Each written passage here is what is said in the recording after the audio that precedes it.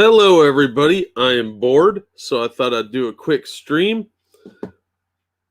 and talk about some reviews that I saw online while I was surfing the internet. And these are reviews of comic shops, and I thought it'd be interesting to read them, kind of analyze them a little bit, see what's going on, see what people are thinking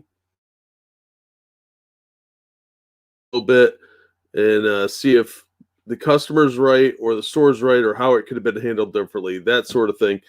I thought it might be interesting because having been a retailer at one point and a customer for many, many years in comic shops, customer experience does matter. And it is difficult to run a shop, but it's also easy for a customer to just start whining. So let's look at these and maybe see if we can figure out what's going on or make fun of them a little bit because that's always fun for me. So let's just jump right into these. Oh, hey, Eagle. How you doing, man? Welcome to the stream. You may be the only person here. All right. First up, this one's out of California. It's a 2-star. I got most of these off Yelp. I do have a fun one at the end from a retailer that I'm going to mock really badly. All right, this one is, I was surprised how curtly I was received when speaking to them on the phone. I had general questions. They were met with a very aggressive tone, insisting my questions were best sent as an email, as they didn't have time to speak on the phone. Not the most pleasant experience, and didn't set me up for success when I actually visited. They've set up a walk-up window with a makeshift door using plastic wrap and what appears to be a baby gate. Now, this is during the pandemic, so keep in mind this was posted in 2020. So they're probably following COVID restrictions. I asked for specific sets of Yu-Gi-Oh! And Pokemon and was scoffed at for asking for a particular set. I'd like to support this place during hard times, but they're not really doing themselves any favors. Reason for 2 stars, they have a wide variety, pricey but worth it if you like convenience and want to support local. And when you actually get a chance, it's pretty neat to walk around the store dealing with the people that work there. You'll need an aspirin for the headache after. All right, so this person called ahead and had some supposedly general questions. Stores are very busy most of the time. Even comic shops can be. And in all likelihood, this person's questions weren't that general. They may have been general to them, but if you're asking about particular sets of cards and things like that, that usually involves walking around or finding them in a showcase, especially for a new employee or like a part-timer. That could be time consuming and they have to find them. And it's probably like, do you have this set? How much are they per pack? Do I get a discount if I buy 3 or more? That sort of thing. And that can be time consuming. That is probably better addressed in an email or on a Facebook message, that sort of thing, where they can get back to you at their leisure. When you're on the phone, you're taking them away from what they're doing. At the same time, there's no reason to be rude. You could just say, look, man, I would prefer you send me an email about this. I can't go look right now. I have customers. And usually people will respect that, but some people have a sense of entitlement. And the whole thing with the aggressive tone, it's kind of hard to tell that on the phone unless somebody starts like yelling at you. But the makeshift door thing with the plastic wrap, that's almost certainly COVID related. And asking to see specific sets, you're just being a bit of an asshole if they're doing curbside like this, where you're going up to the door and asking them like an ice cream shop, unless you're actually buying stuff. So this is probably a little bit on both sides. That's my theory.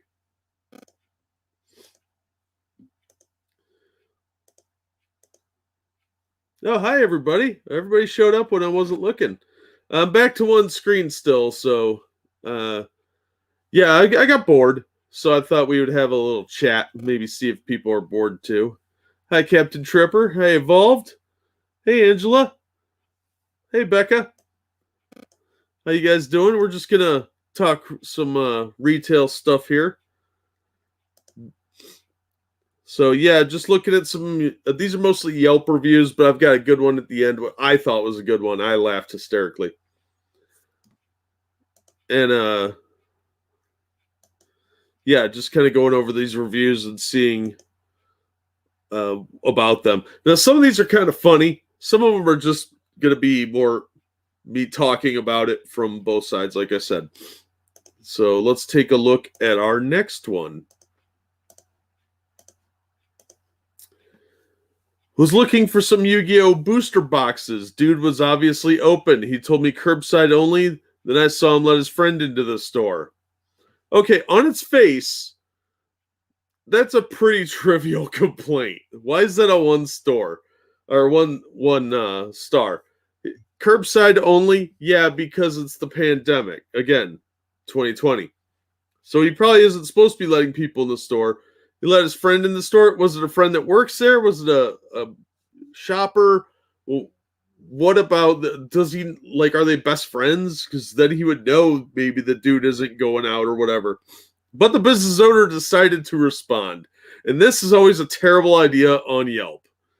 Hello, sorry that you feel that curbside only is not to your liking during COVID-19. Sorry that you feel it is unethical for us to allow a friend into my business during this pandemic while you had to shop curbside. We address and help every customer that walks up to the door. Well, I love Yelp and its place in the review industry. It does serve a very important service to businesses. No, it doesn't.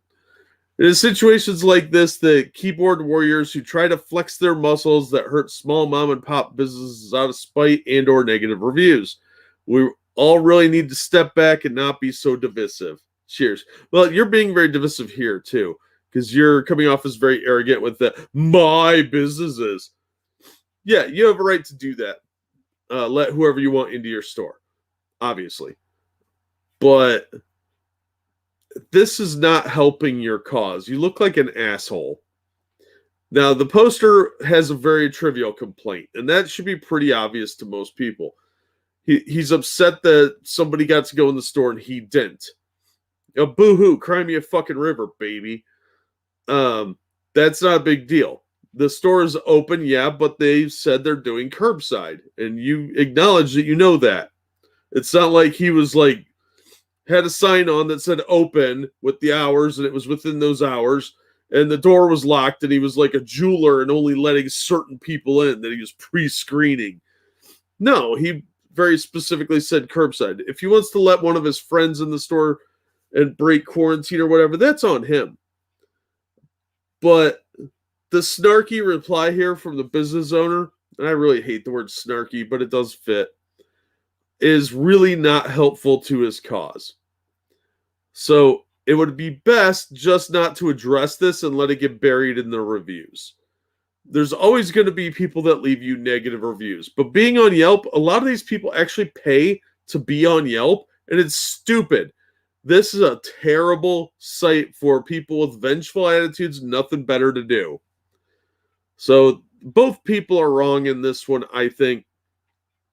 So let's see what you guys think in the chat, if anything. Hey, Ryan. Hey, Michael. How you guys doing? Oh, Pat just subscribed. So did Michael. Thank you. Excuse me a second. My sinuses are killing me almost as much as this poison ivy I've got going on.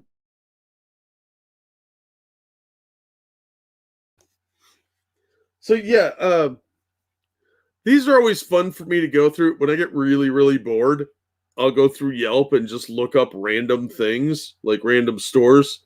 And I've been to most of the stores that I'm talking about here. Oh, Yelp has ruined a ton of businesses, Spittle Buggy. And it's really sad because you pay like $7,500 a year to be on there for most of the businesses. And you get nothing out of it except a bunch of bitter people because complaining is easy. And when you're mad at somebody for whatever, whether real or imagined slight, you can go on there and do an entry. It's a lot more difficult to get positive reviews unless they're your friends, which is why we're not looking at positive reviews, because a lot of people will get their friends or very loyal customers to give reviews. And then sometimes people will just create fictional accounts and personas to go on and kind of mitigate that. Hey, Johnny, how you doing? Hey, nobody. Yeah, competitor trolls is a big problem too. And we're looking specifically at comic shops. I think one of them was a game store, but I've been to all of these shops before. Hey, Pete. Oh, gonna lurk? Cool. Cool. Well, I'm just going over some interesting Yelp reviews and a few other things. So we'll see where it leads. Hey, Costin, how you doing, man? Oh, thanks for the donation, Eagle. Appreciate that. Thanks, man.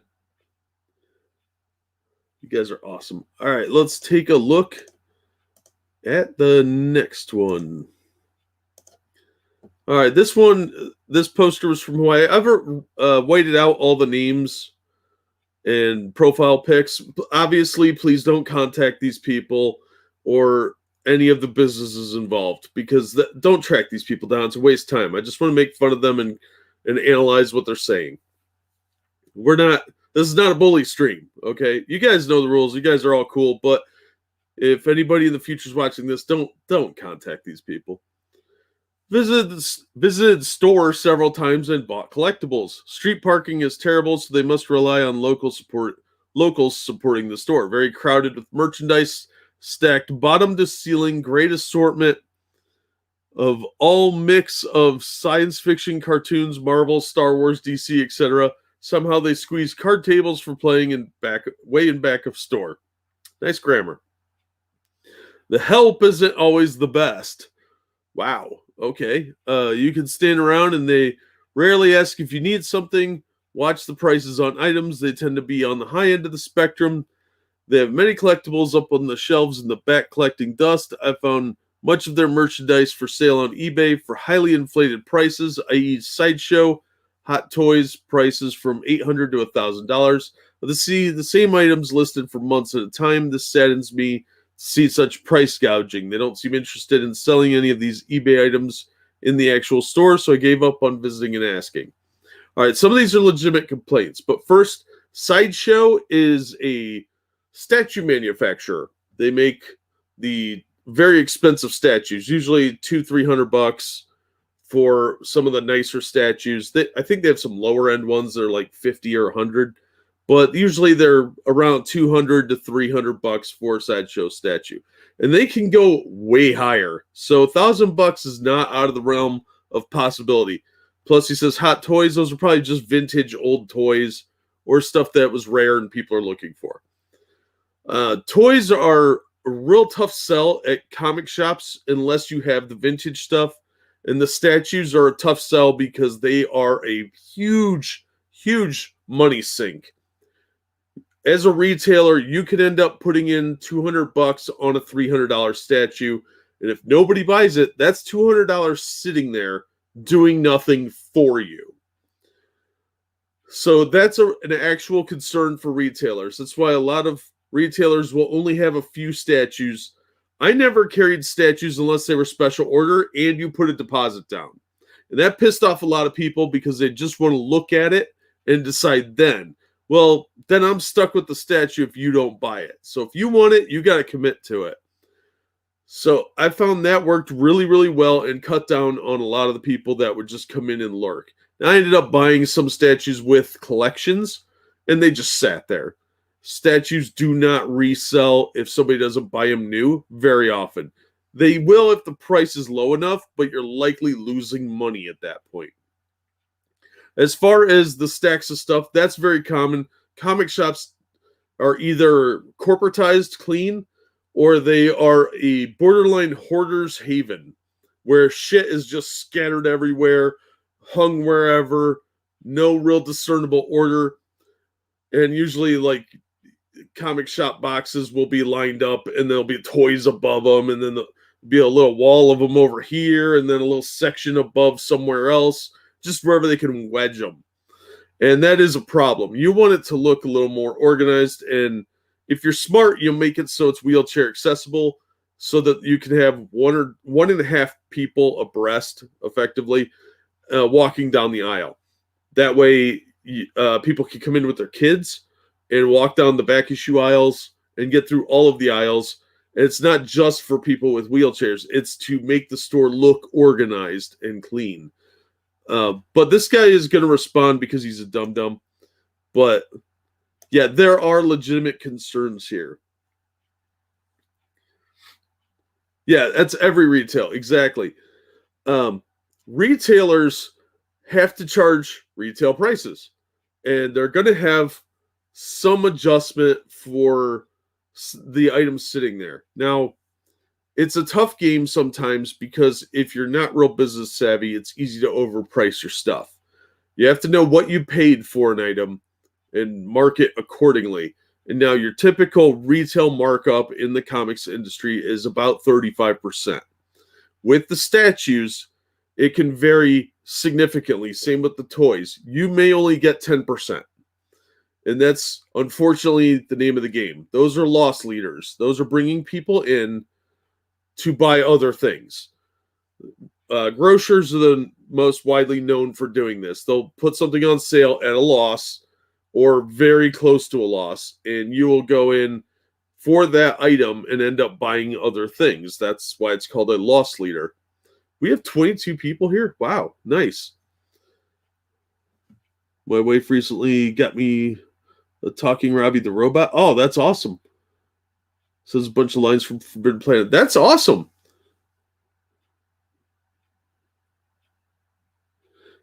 Yeah, my favorites are the ones that are a little disorganized because usually they have cool stuff kind of hidden away, and that's kind of the thrill of the hunt. You know, you find something, but as a general rule, shopping, you want your store to be organized. At least have things in sections.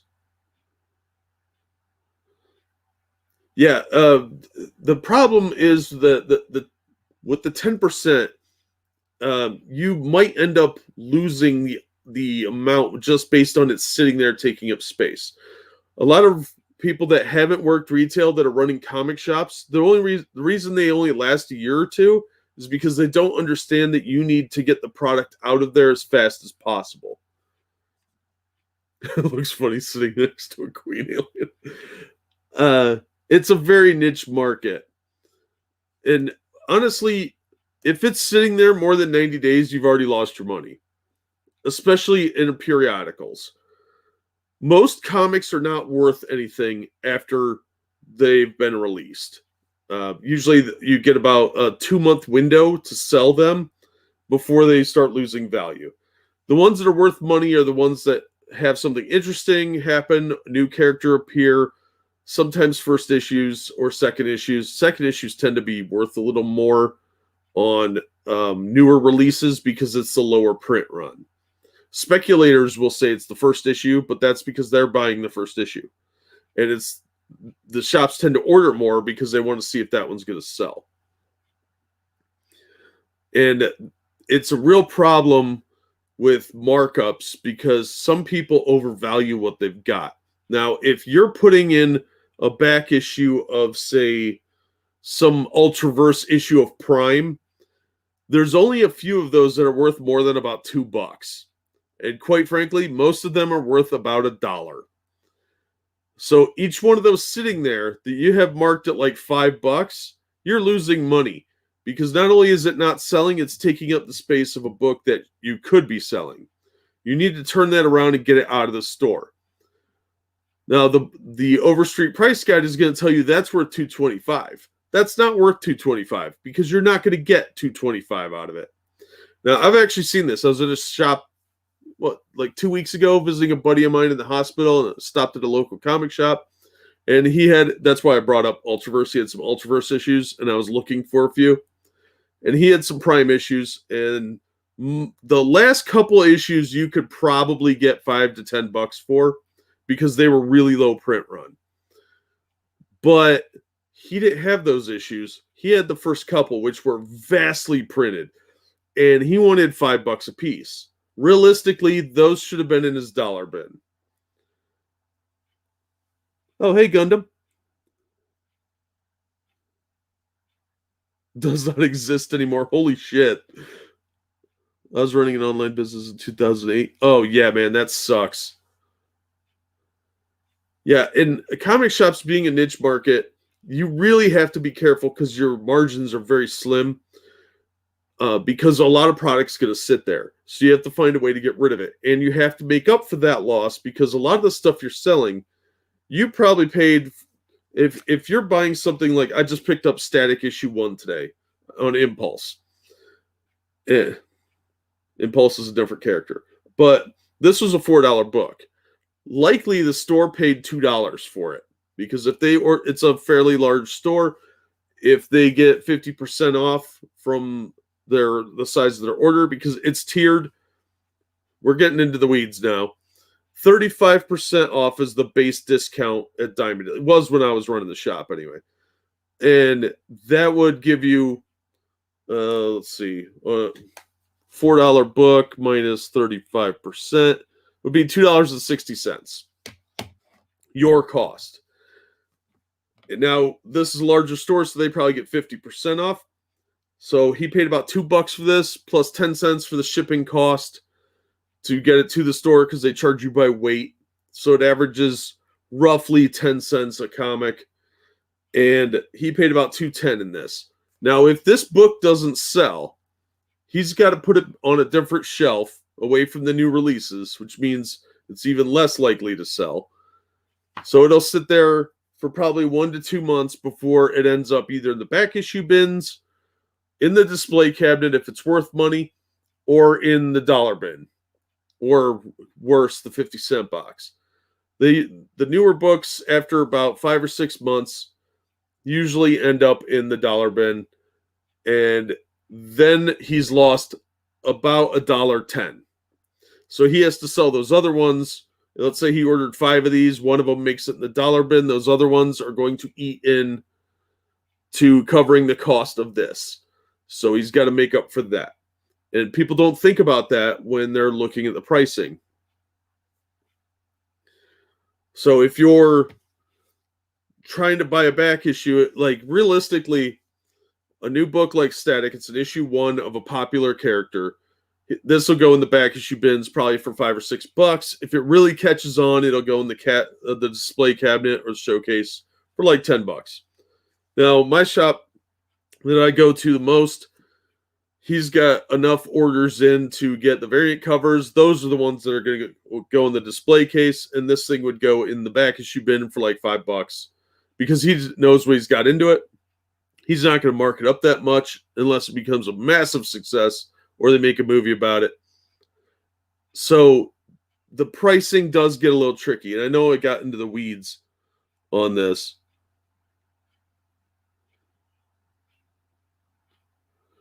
Yes and no, Eagle, because you do have to pay for these up front. With the comic books, it's cash on delivery.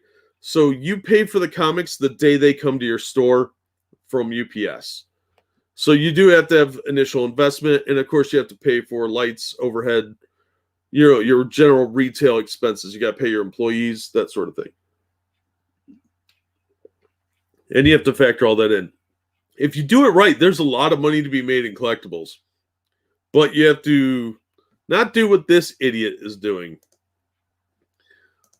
So we're going to get to his response now, which is, well, it's just kind of the same stupid shit we saw a second ago. And that is, thank you for your kind review. Regarding your review during this period is impossible as we were closed for curbside pickup only. Regarding your comment regarding the help, as you call them, is surprising. Okay, don't use the word regarding twice in one sentence. That's just bad grammar. You'll make Scribe cry. We often address all our customers and ask if they are looking for anything special or in particular. We tell the customer feel free to ask questions or if they want to look at anything on our shelves. After that, we often do the low-key sales approach as we want our customers to peruse, I think is what he meant, through our store.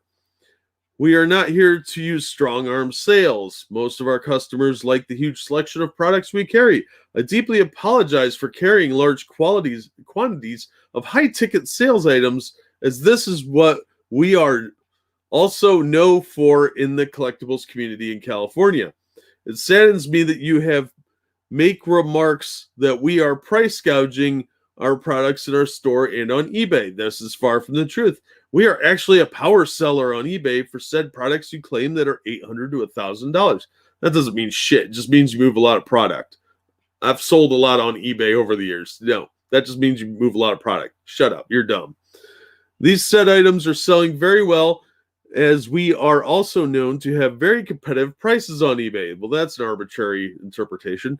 Items are there for months at a time.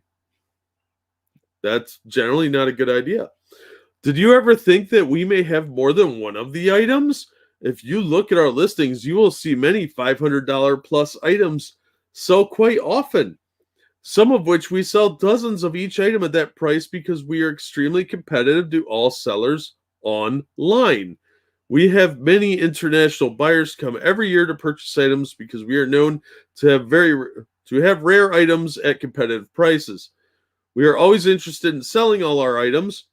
If the item price is not to your liking, you can always ask, and we more than often accommodate all of our customers. Now, if you are asking us to reduce a product price more than 30 to 70% below market price, we cannot accommodate. This happens quite often with customers who want bargains. Unfortunately, this might be the situation with your experience. Sorry you feel this way. None of this was necessary. He didn't have to address any of these concerns. If you're feeling defensive about your pricing, that's on you. This comes off again as a little arrogant and snotty. Addressing people as the help, kind of rude. Probably somebody that's never worked retail. So I would let that go and just move on with my life. Now, if somebody asks you for a discount or says it's not worth that, that's really arbitrary. It's not worth it to them. If you have other people that come in and buy that stuff, that's fine. Now, he said it's impossible as we were closed for curbside pickup only. Nowhere in here does he say when this experience was. He just says visited the store several times. He happened to review it on this date. Doesn't mean he was in that day. And it took over a year to respond to this. This is from 2020, and the response was from 2021. I guess it was like 6 months. Whatever. Took him a really long time. Now, his response is very telling because he does seem very defensive about his eBay numbers.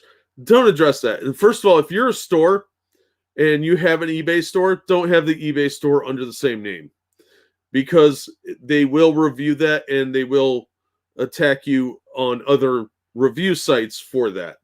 So you'll get bad review. If you screw up something on eBay, it will affect your Yelp reviews because they're going to link the two. So just have it as your own separate thing. You can have it through your business, whatever, but don't have them have the same name or tell them that you have a physical store. That's generally a bad idea. Keep those things separate just for the sake of reputation. Because if you screw it up, you screw it up. And now that sounds a little deceptive, and yeah, it is. But if you're running a business, you have to think like a business person. And the eBay store should be seen as a subsidiary. And the store stuff you put online on eBay shouldn't be on the shelf in the store anyway. That should be in a separate area so that you have the product. Because if you sold it and you don't take the listing down quick enough, somebody may have bought it on eBay and you just didn't see it until after somebody walked in and bought it. So I've seen that happen, and it can get kind of ugly and messy, and then you're in a quagmire. So again, unnecessary review. Checking with the chat. Yeah, always incorporate if you can. That's always a good idea. It's kind of dumb not to do either an incorporation or an LLC. Oh, Yelp is total poison.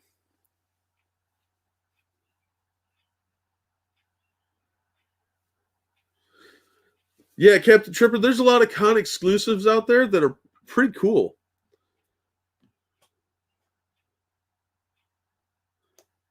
I missed the conversation on Bleach.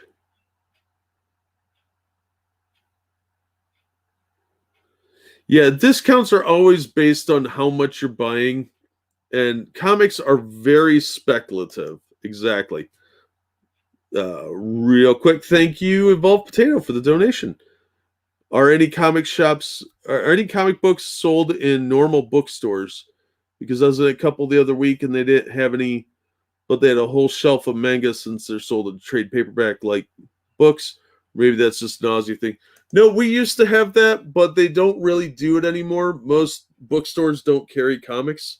Some of them don't even carry magazines anymore. Now, I'm a big magazine reader. I like magazines, but it's harder to read them now because nobody carries them.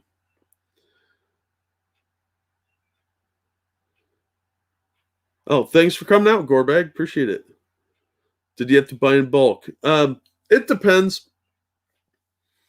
Now, when I was running the shop, you would get, if you were a member of the subscription service, which was just involved with giving me your name and phone number and a list of books you wanted me to hold, I'd give 10% off or 20%, depending on how many titles you bought. Every 10 titles got you 10% off up to 30%. That was a big hit for me, but if you're buying that many comics, it doesn't matter. I could take that kind of hit and still make a little bit of money.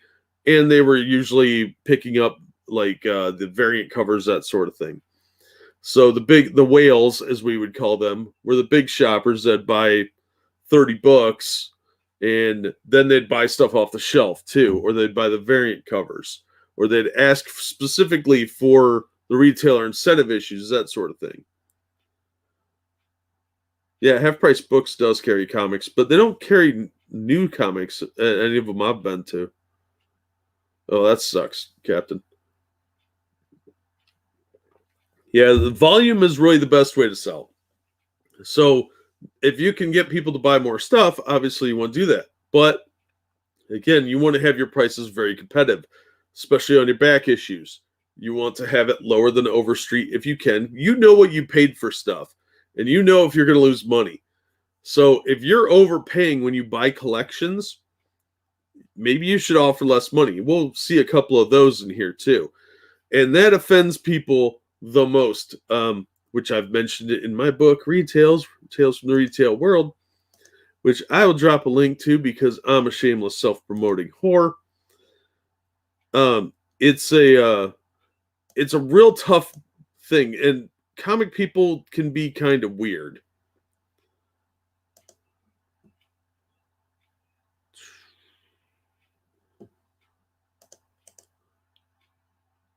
Well, they raised the price on it.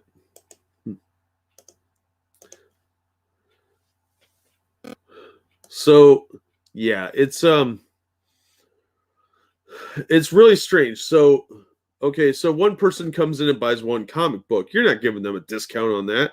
Oh, 10% off this. Okay, I'm sorry, I can't do that because you're buying one book. And if you bought 10 books and you're like, hey, you think you could give me a percentage off?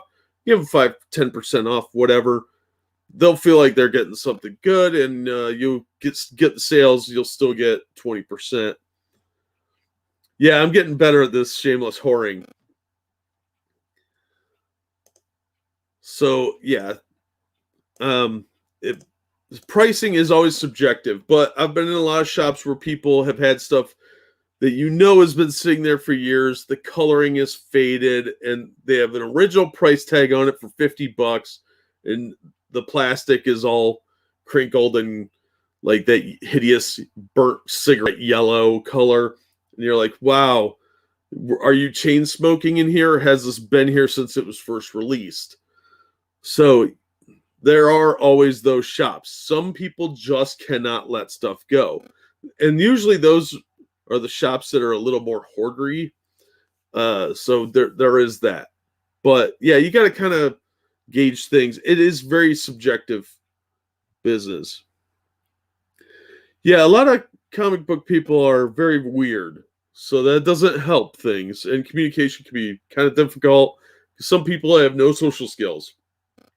The dirty little secret of the comic industry is that customers are weirdos, but so are the owners of the stores. So you got to be careful because there's a lot of people that you just are going to have difficulty with because they don't have social skills or a good vocabulary to explain what they want or what they're after. And that leads to all kinds of problems. So let's take a look at another one here. This is a 1-star, another California one. Can only speak to the sports cards and customer experience. What sports inventory they have left, mostly low-end to mid-tier packs from the early to mid-2000s, is mind-bogglingly overpriced, which tells me A, the management does not understand how to move old product that depreciates over time, or B, the management is uselessly sentimental about old packs of cards. I say uselessly because they were not exceptional releases in their day and certainly not now. Customer experience is also lacking, would not let me take a closer look at boxes or packs, except under supervision of staff and one at a time for fear of theft. I've been to all remaining card shops in the Bay Area. Not one treated me this poorly suspiciously. Bottom line, this amateur operation is the last place to go in the Bay Area for sports cards in terms of selection, price, and service. And here's the response.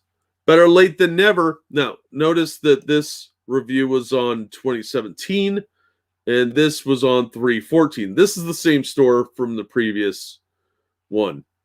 So it took him 5 years, 4.5, to respond to this. Better late than never. It took me this many years to address this, but why not? I remember this customer inquiring about sports products. No, you don't. After 5 years, you've seen thousands of customers through your store. You're in a major city. You don't remember this guy at all. There's no way that this stood out unless this dude was hilarious or a huge pain in the ass. And likely, he was neither. We let all of our customers look at the boxes of packs. We offer a unique service to let them pick their own packs out of the box as an added service. No, that's just like, yeah, grab whatever. Most stores never allow this for obvious reason. Some customers abuse this policy and try and search our packs by feeling for the inserts. Yes, this can be done. YouTube shows you how to do this. That's true with some of these, yeah. We even have some customers try to bring in scales asking if they can weigh the packs. Never allow a customer to do that. It's fucking rude. It's weird. We tell these customers absolutely not. That's not unfair. These customers are bottom feeders. That's insulting. Don't do that to your customers. Generally. We do not think customers are trying to steal the items. Searching is the main issue. Arturo, you know what is up. By the way, that guy's name was not Arturo, so I don't know who the fuck he's talking to. Fast forward to 2021, these so-called low to mid-tier packs and boxes you ignored, 97, 98 Topps Finest and Chrome baseball boxes, were on the shelf. These $100 box now sell for $3,000 to $6,000 a box. Currently, there were plenty of 2000 football product on the shelf. Boxes these are currently going for $1,200 to $12,000 per box. Many of the customers did not excuse these products like you did and capitalized on them. Not a bad return on the boxes they purchased. $300 to $400 for boxes they purchased now sell for $6,000 to $9,000. Not a bad return for 3 to 4 year investment. Better than the bank, but not as good as Bitcoin. Happy you did not buy and that my regular customers capitalized on. Cheers. This again, don't be an asshole. This is not helping your business. This makes you look like an asshole. Now, as far as the customer, he wanted a discount, obviously. It's not unreasonable or unusual for employees to keep an eye on packs of cards. It's easy to steal, and they magically will fall in someone's pocket, and whoopsie, they're gone forever. Especially if they're wearing like a hooded sweatshirt with a pouch. They can slip them in the pouch. I've seen people slip packs in their hood, which is pretty impressive, actually, how quickly someone can do that.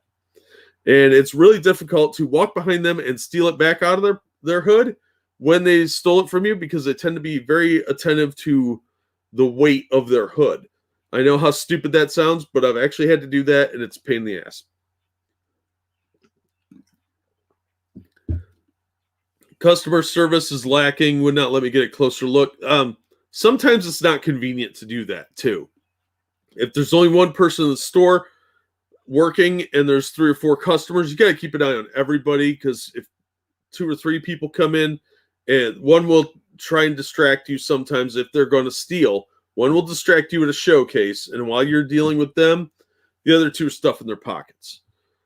I've seen it done. It happens a lot in collectibles, and you have to kind of keep an eye on stuff. I've actually seen it more at coin stores, weirdly, because those are fairly small and easy to steal, and you wouldn't think about it. But reaching behind a showcase while the employee is distracted at a different showcase and snatching something out is shockingly easy to do. But although this guy felt like he was being watched, that could just be his interpretation. It doesn't mean they're necessarily targeting you. You just make it a best practice to always keep an eye on the customers, so that even people that you know don't rip you off. Yeah, I don't remember who I was dating 5 years ago either. There's a lot of really easy ways for people to steal stuff, and you have to really kind of pay attention to all your customers. It's amazing. Little old ladies will steal from you just as much as some like 5-year-old kid who doesn't know any better, or an intentional shoplifter. Yeah, the longer someone practices their craft, the better they get at it. So it's not surprising there are good shoplifters out there. So yeah, feeling like someone's watching you doesn't mean they're watching you. And sometimes people just get really openly paranoid about that sort of thing. So, all right, on to the next one. All right, this is a 1-star. This one's out of Florida. I've been a customer. I've tried to block out the names and stuff, but that doesn't always work. Been a customer for 6 years, bought almost $3,000 in comics. I didn't need to go to the store. I started to go because of blank, blank, and blank. Their customer service was amazing. They were the reason I became a customer. Lately, they changed the management, and all 3 left the company. Customer service sucks. I felt extremely uncomfortable going to the stores. I subscribed for some issues, and some of them I didn't want anymore. The atmosphere was very uncomfortable. I complained about it, and they didn't care. I think this is a generation thing. Blank from blank has bad customer services. Talking about a person from this specific store. I just bought a $300 layaway, and I had $60 of stamp card. Okay, this store offers stamp cards. You go in, and when you purchase $100, you get a stamp on your card and gives you $10 off. Some stores do this as their way of discounting stuff instead of giving you a blanket discount as a regular customer. They probably just have too many customers to do that with, so you get a little punch card or stamp thing, and then they give you a stamp. So this guy had $60 worth of stamp card. I used some of my back issues bills and 2 of my stamp cards at the store in Claremont. Also, I spoke with Blank from that store, explaining my disappointment with the stores. So he went to another store in this chain and complained about that other store. He didn't care and didn't like my comments. Yeah, because he could probably get in trouble if he says anything, because you might turn around and write a Yelp review and name him. I told him I was going to write reviews about it. He didn't like that. He didn't like, and said that was threatening him and for me to leave the store. Yeah, it probably sounded a little like extortion. Like, if you don't address this, I'm going to mention you in my review and to put your job at risk. I was shocked. To write a review is not a threat. Oh, yeah. Ripid, 2 cards in front of him, said that will never come to the store again. Never. Bad customer services and very expensive too. Ridiculous the way they treated me. After 6 years, I'll go to another comic book store. They're possessive. They're not the only one. Goodbye. Okay. First thing first. You've been a customer for 6 years and spent $3,000 in comics. And this is from 2019, so comics were about $3.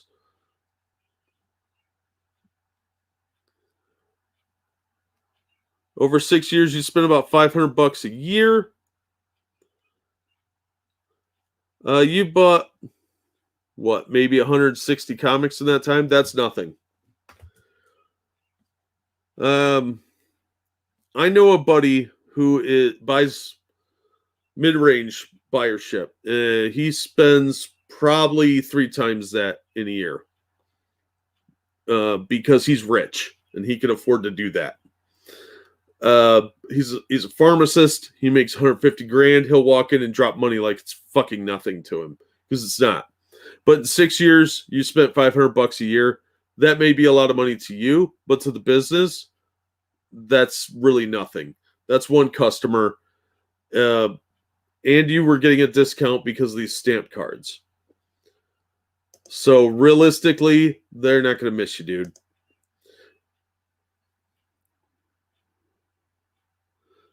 A 76-year-old lady trying to boost $3,500 in merchandise. Jeez, she's ambitious.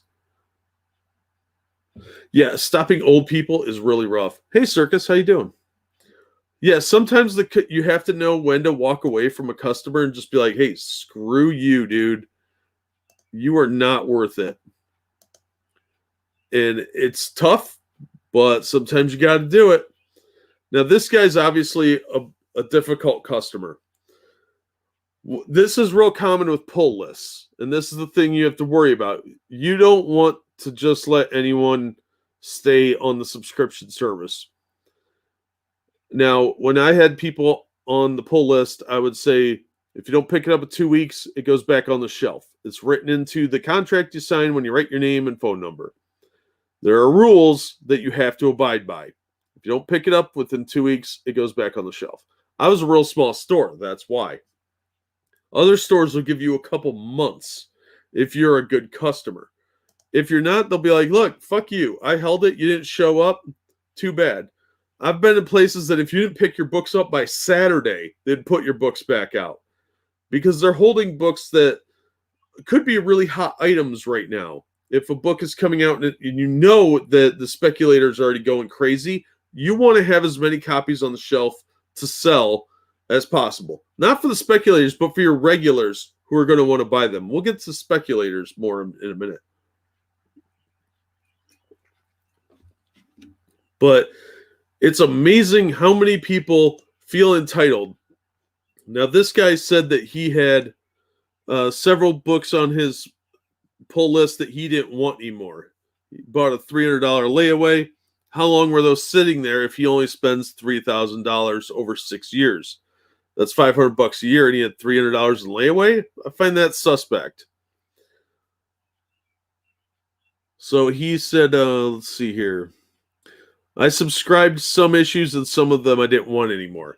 This is the common practice where you fill out your previews order form 2 months in advance. The store gets it in, and then you walk in and be like, well, I changed my mind on this title. I don't want it anymore. So he did that with more than one title. That costs the store money. Yeah, you can put it back out on the shelf, but if those have been sitting there for a month or two, you're not going to be able to sell those. Chances are. There might be 1 or 2 that you can sell, but the rest are going to go right into a dollar bin. Yeah, the good stores, usually the smaller operations, the mom and pop stuff, will do pull lists. They're not really layaway. It's just they're holding a title for you. So let's see. I picked up The Flash, Space Pirate Captain Harlock, and Static today. Static was the only one I grabbed off the shelf. I filled out my form and had the other 2 held back for me. And then I walk in, give them my name. They hand me a stack, and I walk over to the shelf and look at the new releases and grab one off. Typically, it's very easy for you just to walk over with your stack and take one out you don't like and put it back on the new release rack. But if they've been sitting there a while and they were holding them for more than a couple weeks, chances are they're not going to be able to sell them. Yeah, he wants the discount, but not the comics. And quite likely what he was doing was ordering enough to get a discount and then saying, I don't want these 3, and still expecting that same discount. So if he was getting, like I said, 10 books, gets 10% off, that's the general average around stores. He still wanted that 10% off, even though he now had 7 books.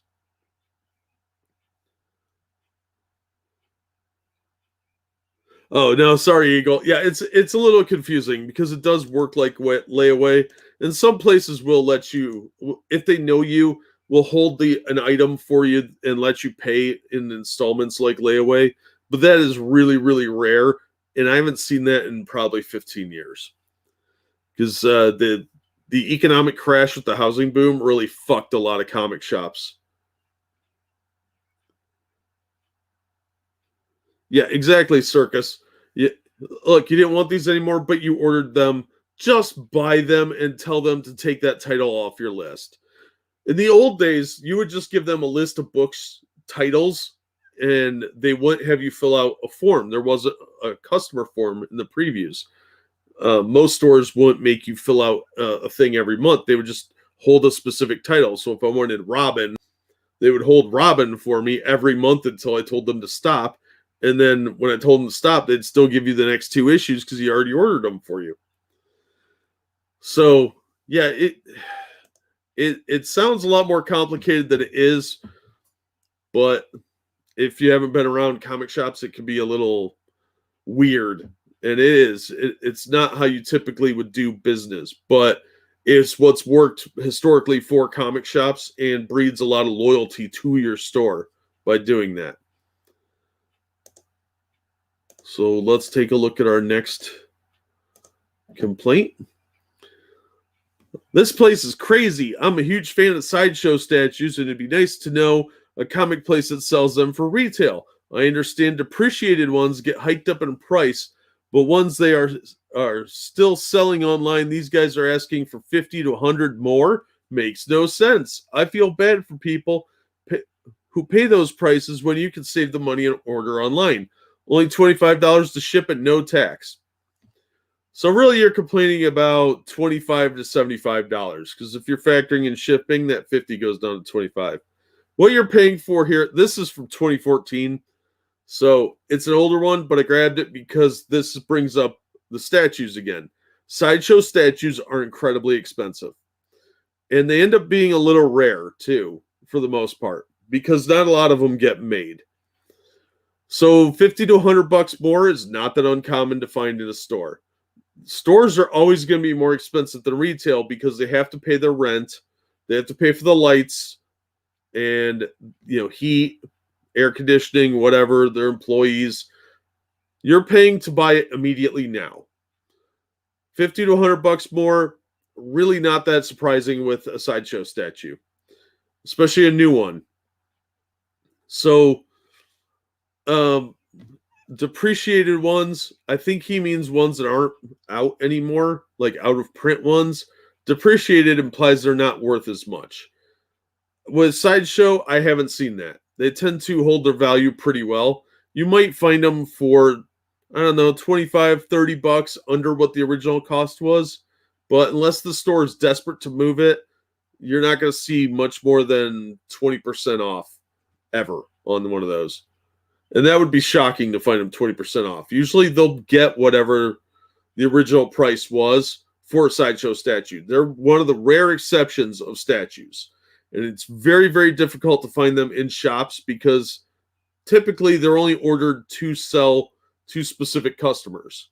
So if that customer up and die or ditch them with it, chances are they sold that statue.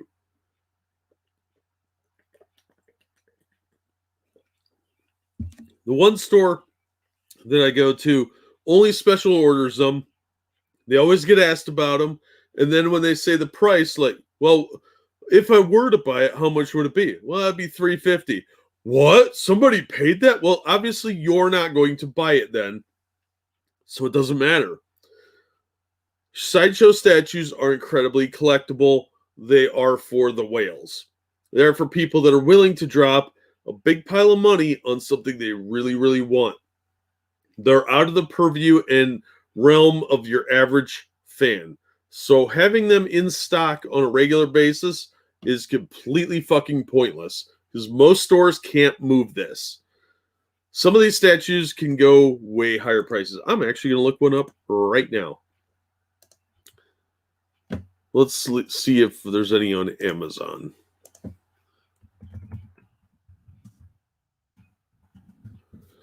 Sideshow statue. All right, there's a Catwoman statue right now on Amazon for $799. There's a Peter Parker one for $549. Is my address on here?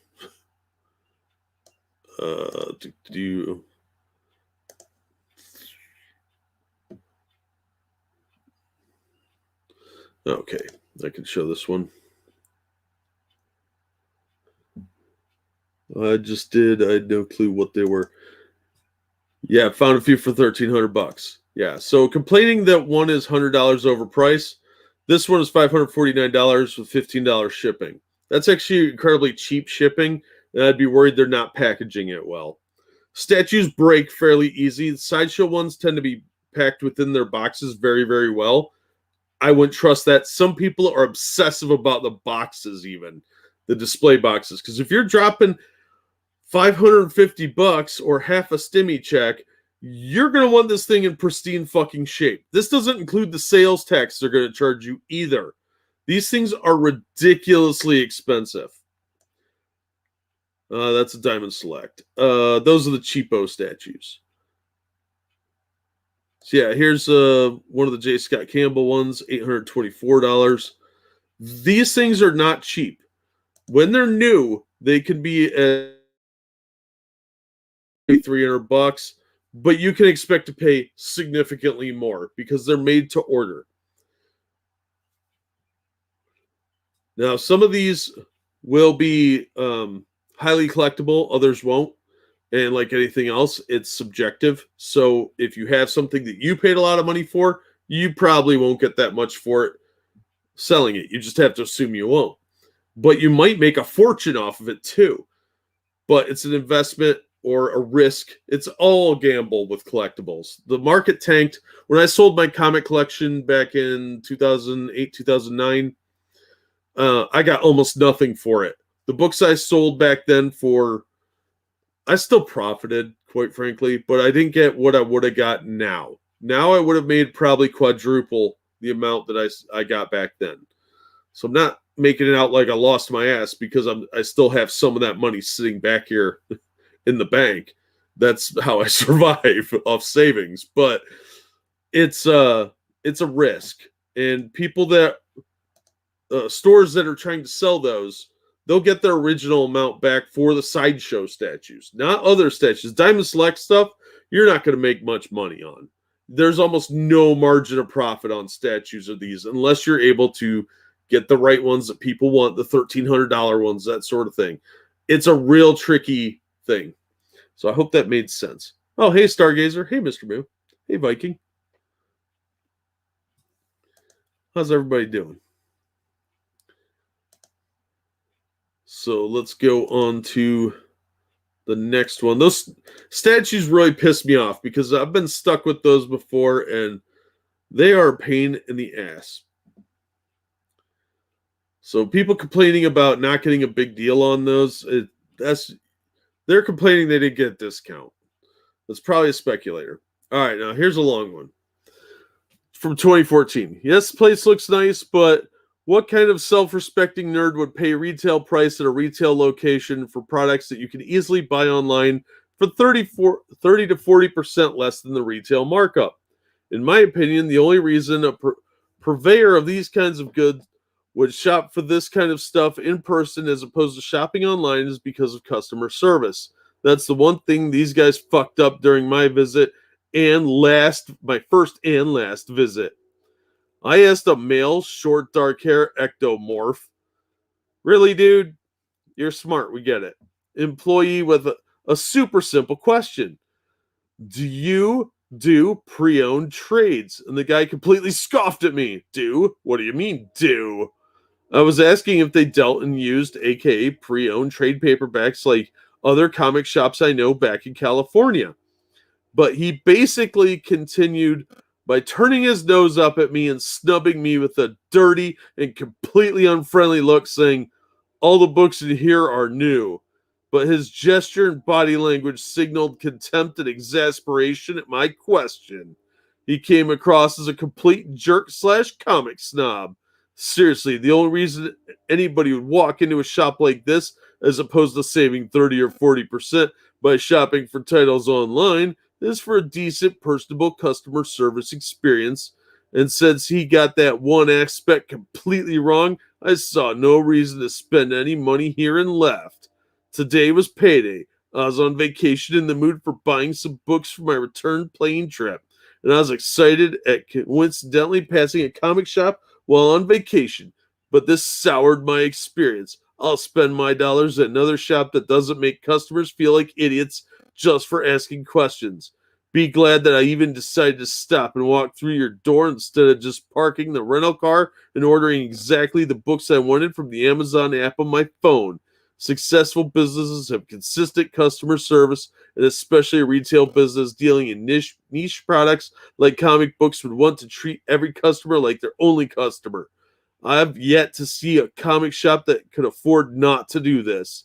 To you, male, short, dark hair, ectomorph employee, keep on being less than warm to new customers.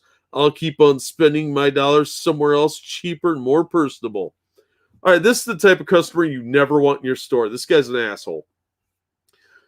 First of all, describing someone to a point where you're giving their body type, ectomorph, really? Stop trying to sound smart. You're an asshole. Super simple question. Do you do pre-owned trades?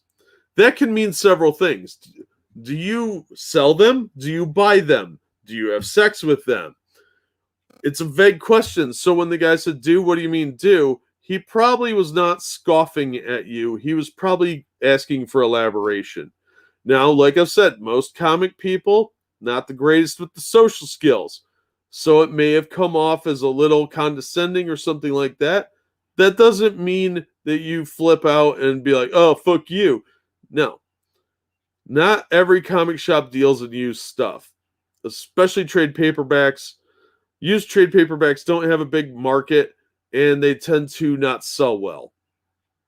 Some stores do that. A lot of stores don't. I would say most stores don't because there is profit in them, but they don't sell very well. Because if you're looking for a mainstream book, most people want to buy it new. Yeah, you can buy a lot of stuff cheaper off of places like In Stock Trades or Amazon or half off trades, but you go there for the customer experience and to have it right away. This guy said he's catching a plane, so if he's on vacation, why would he order it on Amazon if he wants it for the plane trip home? Is he going to have it delivered to his hotel room? That's weird and kind of stupid, because what if the package is late and you have to leave? Good luck with that one. So he's trying to push people away and tell them to buy it online. That's rude. Look, you had a bad experience because you thought this guy was being an asshole. That didn't warrant this. You're just being a dick. And nobody wants a dick shopping in their store. Yeah, your money's good, but you know what?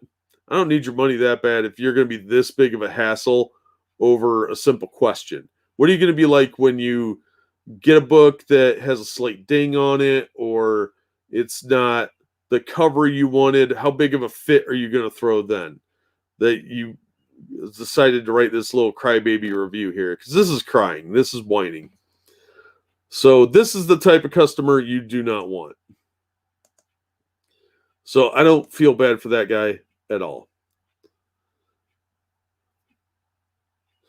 Yeah, Viking, I own a ton of used trades, and I've gotten some that were pretty jacked up for real cheap just because I wanted to read them. I'm not the collector I used to be. I used to be about pristine condition and all this. Now I just want a copy I can read. And I find them at garage sales and flea markets, used bookstores. That's the place you go for used trades. Comic shops, chances are not that great that you're going to get a used trade there. They're catering to people that want them new. And that's the majority of people that are going into the comic shop for trades. They're buying them new. They want the newer stuff. They don't typically want the stuff that's been sitting on the shelf for a while or that looks beat up, or unless they're getting them real cheap. But those will sell quicker if they're cheap, like $5 for a trade paperback. That thing's going out the door in a minute. Because that's what my used trade paperbacks were at the shop. Almost all of them were $5, unless it was some special edition. Because I wanted them out the door as fast as possible.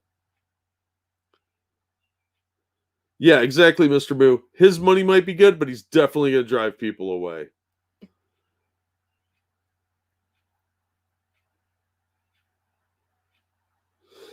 Yeah, you're not wrong, Ryan. Um, this review is just being spiteful because he felt he was slighted in some way, and he was probably an asshole. Sorry about that. Somebody that writes a review like that, where they come off as very bitter and tell you to buy stuff online, they're probably a difficult person normally. Yeah, he might have written it out of rage or something, but he's probably a difficult person to work with from the beginning. So it's kind of hard to feel bad for him. All right, let's look at the next review. All right, this one's from New York. This place is some sort of corporate owned comic store masquerading as an independent shop, and they have a really stupid return policy. This is the other thing that I have a pet peeve with people. I bought a book, spent nearly $100, asked if it could be returned, was told it could be exchanged, then tried to exchange the book with the receipt unopened, and was told it needed to be done within 10 days. It had been 20 days, and I couldn't find the receipt. You just said you had their policy is exchange the book with the receipt. That's that's an arbitrary timeline. The condition of the book is the only thing that should matter. I intentionally shop at local bookstores and comic shops to support the business, even though they charge an average of 30% more than online. I'm not going to deal with this type of nonsense, though. Bookstores in this city have gone down the drain the past few years, including this one. 10 days is the typical exchange policy, 10 to 14 at your average smaller retail store. You don't have to like that. That's the policy. And you have to have the receipt most of the time, too. Because you'll get people that will try and scam the system. They'll pull something off the shelf, take it in the store, and say, hey, I just bought this last 2 weeks ago, and I want to return it. Well, they pulled it off their bookshelf that's been sitting there for 2 years collecting dust. And usually you can tell, but the fact that it's a new condition doesn't mean anything. You've had it for 20 days. You probably read it and want to return it. You didn't like it or you need the money, whatever. Keep your receipts until you're sure you want to keep it. We all have buyer's remorse occasionally. This, by the way, is from this year. We all have buyer's remorse. Suck it up. And most online retailers, Amazon, when they ship books, they just ship them like they're shipping a pair of socks. They toss it in a box and it might get a little banged up. That's the one nice thing about going into a store is you can gauge the condition of the product you're buying. And yeah, you can order it cheaper online. And their policies on returns are not that dissimilar. Amazon will eventually shut your account off if you're returning too much stuff. I'm not sure what their time frame is, but you generally have to contact them fairly quickly. 10 days is not unreasonable, I don't think, for an exchange. Yeah, you're not getting your money back, but if you know the rules going in, you should always ask about the return policy if you don't know and find out if it's a cash return or if it's exchange only. Because most smaller companies anymore, it's exchange only. It's been that way for several years. They're not going to give you your cash back. GameStop is notorious for stuff like this. If you opened the game, you're not getting your money back. You can sell it back to them, and they'll give you $10 for that $60 game. Yeah, it sucks. Those are the rules. You don't like it, don't shop there. I'm sorry. Yeah, pawning off stolen stuff is the other big one. All places have a limited time return. You're exactly right, Stargazer. Yeah, exactly, Mr. Moo. People think they're special. You have to abide by the same rules. They're not going to break the rules just for you. I've got a couple of these with the return policy thing, and we're going to see some more of that. So it really pissed me off when I was running the store because the return policy was clearly stated under a laminated thing on the counter where you paid. If you didn't read it, that's your fucking fault. It was posted by the doors, on the counter, and in one other spot in the store by the back. So there were like 4 places where you could see the return policy. You needed your receipt. I gave, I think, 10 days, might have been 12, but it was less than 14. But the average place, too, was usually 10 to 14, regardless of what it was at that strip mall or the mall that I worked at. So, yeah, any of those stores around me would have had the same policy. So this is not uncommon. This guy just wanted them to break the rules and they wouldn't do it. That's all that was. Or he was trying to scam them. But giving him the benefit of the doubt, the guy's just a dick. So next up. This was also out of New York. I came to blank because I needed a gift for a 10-year-old who loves manga. I'm not familiar with the genre, so I figured I might ask the staff for help. Big mistake. The guys working there are complete duds and flat out rude. When I asked about a Dragon Ball Z character, they just went to the plus section and gave it a half-assed nope. I was willing to spend money on a group of items, and I told the guy I truly needed help. He told me I'm not into manga, and there's no such thing as children's manga. Duh. Okay, then. I went around looking at the store for anything. It was really just uncomfortable. Why work at a comic shop and not be excited for the product? Really unfortunate. This is a normie walking into a store. It's a few years old. This is actually pretty common around Christmas time more than anything. But you'll get the occasional normie that comes through. And you got to kid glove them because they're kind of dumb and they don't know the stuff. That's fine. I wouldn't expect them to. It's a 10-year-old kid they're buying for that loves manga. This employee should have taken them to the manga section and given them some suggestions. I know dick all about manga, but the manga I had in the store I knew about because I had to. I'd flip through them, look for age guidelines, that sort of thing. Almost everything has a suggested reader age on it. Comics are rated T for teen or E for everyone or whatever, ages 13 and up, depending on what ranking system they're using. DC does an actual age range, like 13 and up. Let's see, I got a Blaze here, has T for teen. Boom, what do they do? They got nothing on theirs. Screw them. So you have to know your product, and your employees should at least be aware of general ideas of where things lie. If the person said Dragon Ball Z, if they want a specific character, you just say, well, this is what we have in stock. Walking over there and going, nope, that's useless. You're not helping this customer. This is a legitimate concern for normies coming in. They're not going to come back likely except for holidays and special occasions like this, but that word of mouth is going to make or break your store. And this person probably would have spent some money in the store if this guy had been a little more helpful. And not knowing what they want is not helpful at all as from a retailer perspective. That's very frustrating, but you could at least give them some ideas and they might buy something. And you probably, if you have some Dragon Ball plushies, you probably have other Dragon Ball stuff that you could direct them to and say, look, I don't have any plushies of that character, but we've got a key ring here. We've got a generic sticker set, whatever.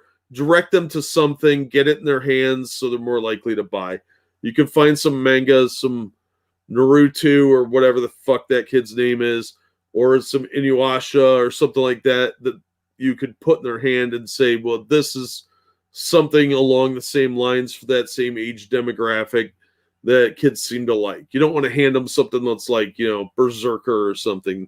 Seems a little out of that element. I like doing stuff like this because I like to analyze them. Because bad reviews, they're such a mixed bag. Sometimes people have a good point, sometimes they don't. And in this case, I think the lady had a legitimate concern that the employee seems like he was kind of rude and very unhelpful. And that doesn't help you make any money. So this is more of a training issue for that employee. Maybe he was having a bad day or something, but should have been more helpful to the employee and made the sale, try and close the deal. Should always be trying to, if you don't have what they're looking for, suggest something similar. Sometimes people are looking for something very specific, but if it's a general thing like Dragon Ball Z, most of the comic shops I go to on a routine basis have some Dragon Ball Z shit laying around.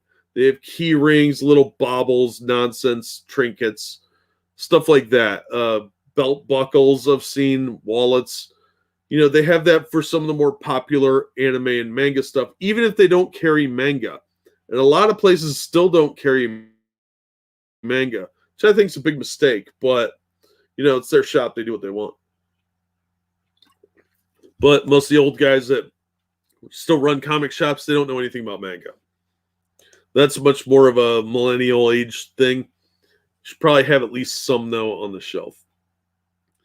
No, I'm not that good. I'm an asshole, Lesser, so that would not work well. I'd tell people to get the fuck out of my store fairly regular. Oh, yeah, maybe I will, Mr. Moo. Naruto? I don't know. I had no idea what I wanted, and your advice guidance helped big time. Oh, I'm glad to help. Hey, Dark, how you doing? Hey, Lesser, Mr. Moo, Giovanni.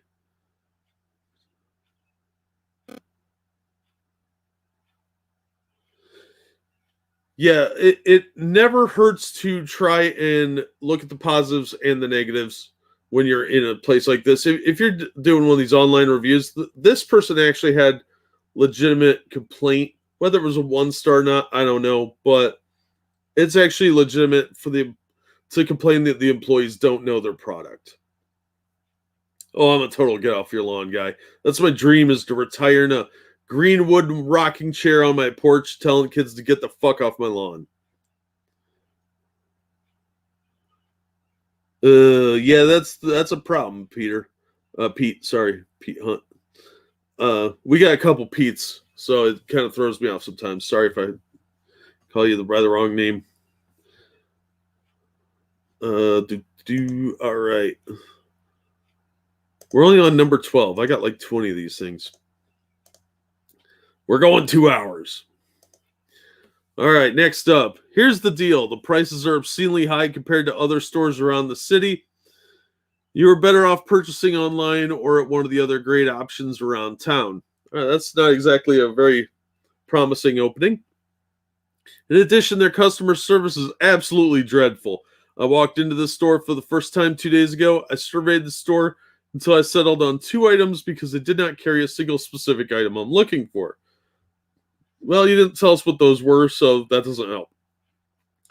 After my purchase was made, I went home and realized I had made a mistake and was going to purchase exactly what I wanted somewhere else online.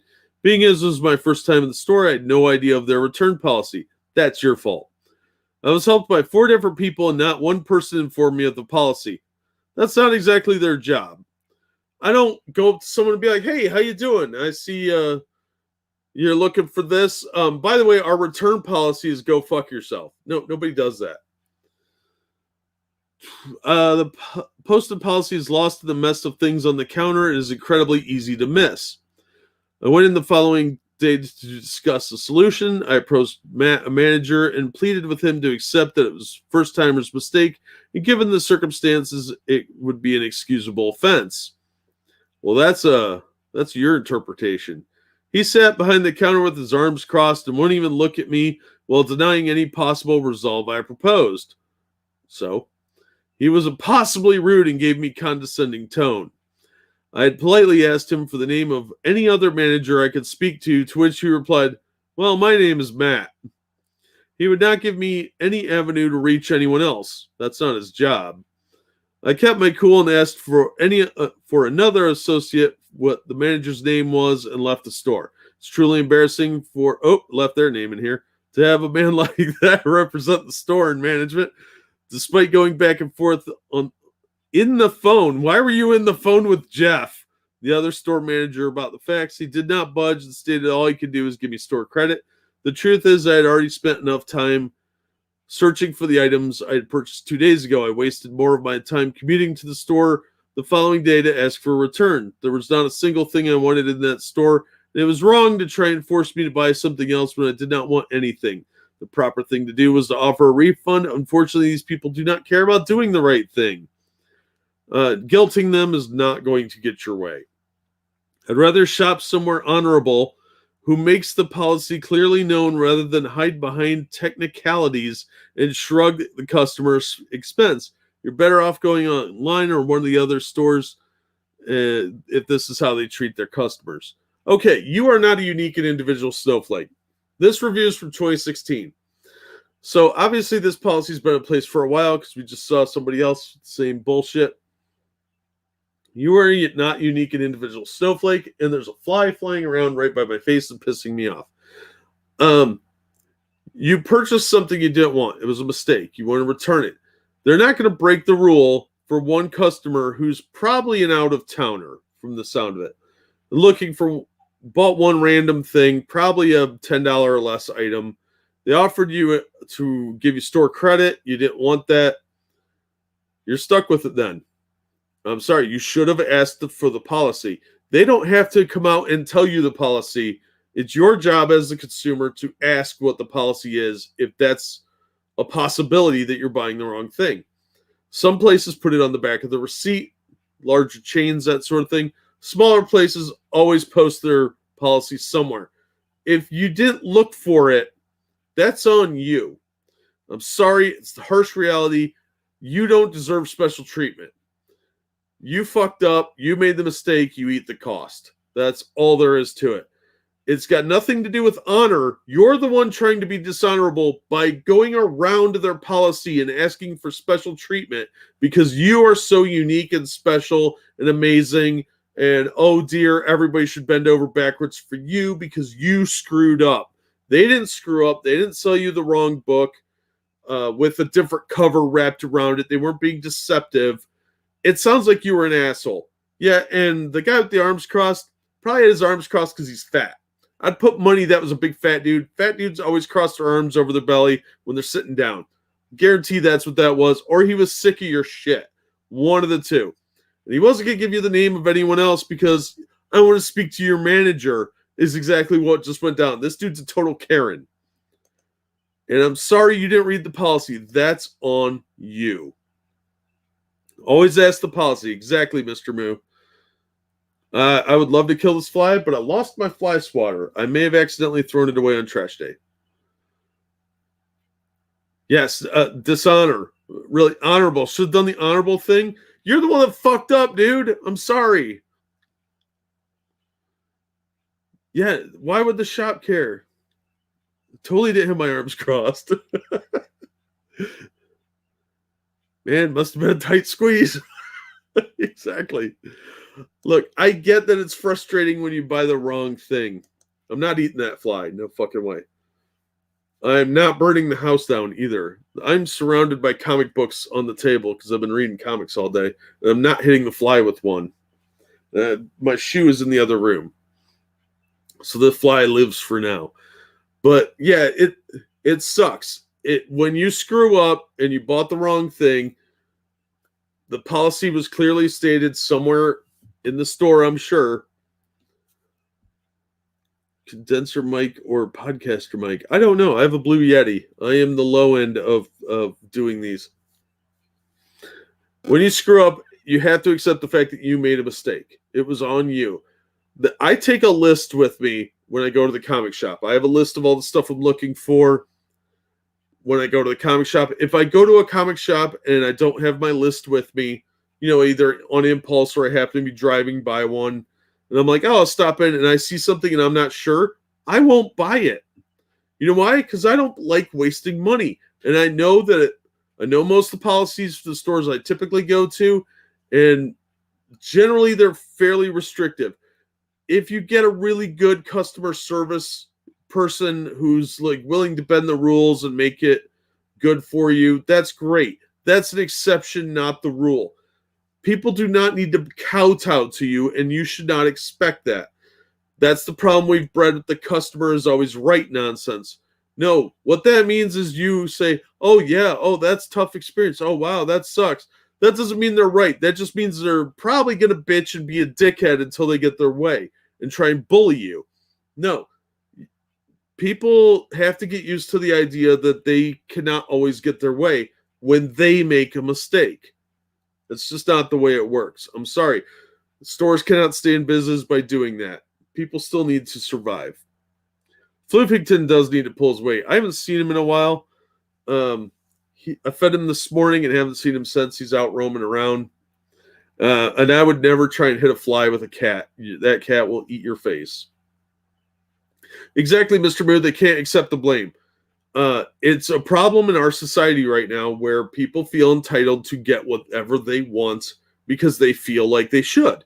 And they have for a while. You've seen people, I'm sure, in big box stores go up and bitch at some poor employee making minimum wage behind a counter, looking bored and annoyed. And some Karen is screaming at her that she has to take this thing back, some set of pots and pans that she bought at some other store, and she wants cash back now. Well, you know what? In good times, maybe they'll do that, but even big box stores don't do that much anymore. That's not going to happen, Costin. I learned my lessons the hard way. Hey, Duck Dog, how you doing? Yeah, I see a spittle. So yeah, it's a harsh lesson to learn that you made a boo boo and you have to take responsibility for that. It may cost you some money. It's a lesson we all learn and grow from. It makes you more attentive to what you're doing with your money, and a little more cautious if you're smart. If you're dumb, well, then life's going to be a constant struggle for you, because dumb people have a rough time in life because they're dumb. Society needs to stop coddling people like this. All right, this poster's out of Denver. No new comics on the shelves, must pre-order. No one greets you when you walk in the door. Everything is overpriced or out of stock. All right. Now, this is not a lot of information. This is from February of this year. No new comics on the shelf. That's a really bad sign for a comic book store. You must pre-order. Well, that's the safest way to get the books you want. Pre-order them. No one greets you as you walk in the door. That is a problem. You should always greet customers that come in your store, because it's been proven statistically that it cuts down on shoplifting by 50%. Last I checked, anyway, because people will feel like you're watching them. So you have multiple reasons to greet people as they come in the store. One, shoplifters will be a little less likely to steal, and they'll think you're watching them, which you should be. Let's be real. You should be doing your job. And it also makes people feel like they're welcome in your store. And you want that. And if they have a question, they'll be more likely to ask it instead of just wandering around confused and then wander out without buying anything. You want their money, you should at least be professional with them. And a simple, hey, how you doing, as they come in the store, it hurts no one and it's easy. So if your store doesn't have stuff, maybe they'll be inclined to look around and find something they want anyway. Everything is overpriced. That's subjective. But knowing this store, you're not entirely wrong. Or out of stock. Well, elaborate here. Did you want like the first appearance of Thor? They might not have a copy of that because it's an old book. What exactly is out of stock? What is overpriced? Are you complaining about graded comics? Are you complaining about their back issues? There's not enough here to work with. It's just a rude thing. But greeting people as they walk in is important. Customer service is a multifaceted thing. And being nice to people is not that hard if you can. If they're an asshole, that's another ball game altogether. Then all bets are off. But you should at least greet people when they come in. It helps cut down on shoplifting and problems from the beginning. Next up, Oakland, California here. I love comics. I love these guys. They have a huge selection. Never really cared that they had zero customer experience or service until I was interested in selling some comics to them. Now, I don't really need the money, but I was curious how much I would be lowballed. It's got to be like a pawn shop, right? No, it's not. That's the stupidest fucking comparison I've heard all year. Well, when the lady buyer, that was pointless to point out she was a lady buyer, got to me. She seemed like she was in a rush, probably because she had other shit to do. Whatever. She asked me what I wanted for everything. I asked for a few minutes to be adding some figures up. I came up with a figure I was ready to negotiate with and gave her the number. At that exact second, she turned into a curt, short, ugly woman. She transformed right in front of him with a transmogrifier. She obviously is a wizard. Be careful. Ponding, that's what he wrote. They don't need my comics. I responded with a lower number. She came up with another number that was grossly and offensively off. I didn't say, I've had this experience. This is great.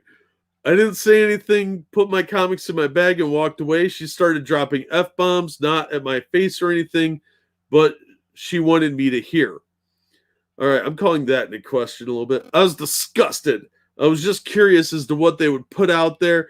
I'm not a crackhead in need of a rock. Well, now I think you are, because that was an unnecessary sentence. I really liked this place, but you should treat people with some courtesy. You don't need my comics. Your whole business is built on getting other people's comics. Lol. Maybe she was having a bad day, but if you're in a business and representing a business, be professional. If you can't pass the buck to another, don't be ugly. Okay, first of all, I call into question that this actually happened with the lady swearing. If she did, that's very unprofessional and she should be reprimanded. Now, the other problem is this guy is wasting her time. He brought these in just to see how much he could get for them. He wasn't actually interested in selling them. That's wasting their time. If she had given him a price and he's like, oh, that's a pretty good price, then walked out the fucking door, she wasted 15 minutes. He didn't even have a price in mind. He had to sit there and add it up, which wastes her time even more because now she's got to attend to him and wait on him to come up with a number and probably keep her from attending to other tasks that need to be done throughout the store. Assuming there's enough staff that she didn't have to run register and she could just work the buying counter. So, because a lot of the bigger stores, this is a very big store, and they have a buying counter, and usually they have a couple people that will work the buying counter. So she's stuck with this guy while he sits there and does some math on what he thinks he wants for this stuff. Now, quite likely, he vastly overestimated what his books are worth. And that's a problem that you see all the time in this.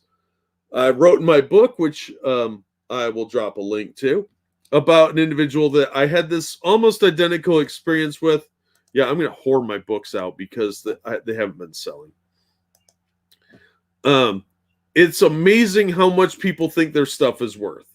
And they always overvalue what this stuff is worth.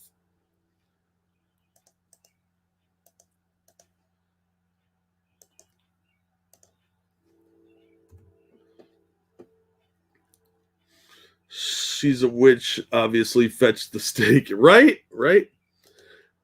Yeah, it always impresses me what people think their stuff is worth. I had a guy come in, wanted like $5,000 for books that would have ended up being like 25 cents a piece.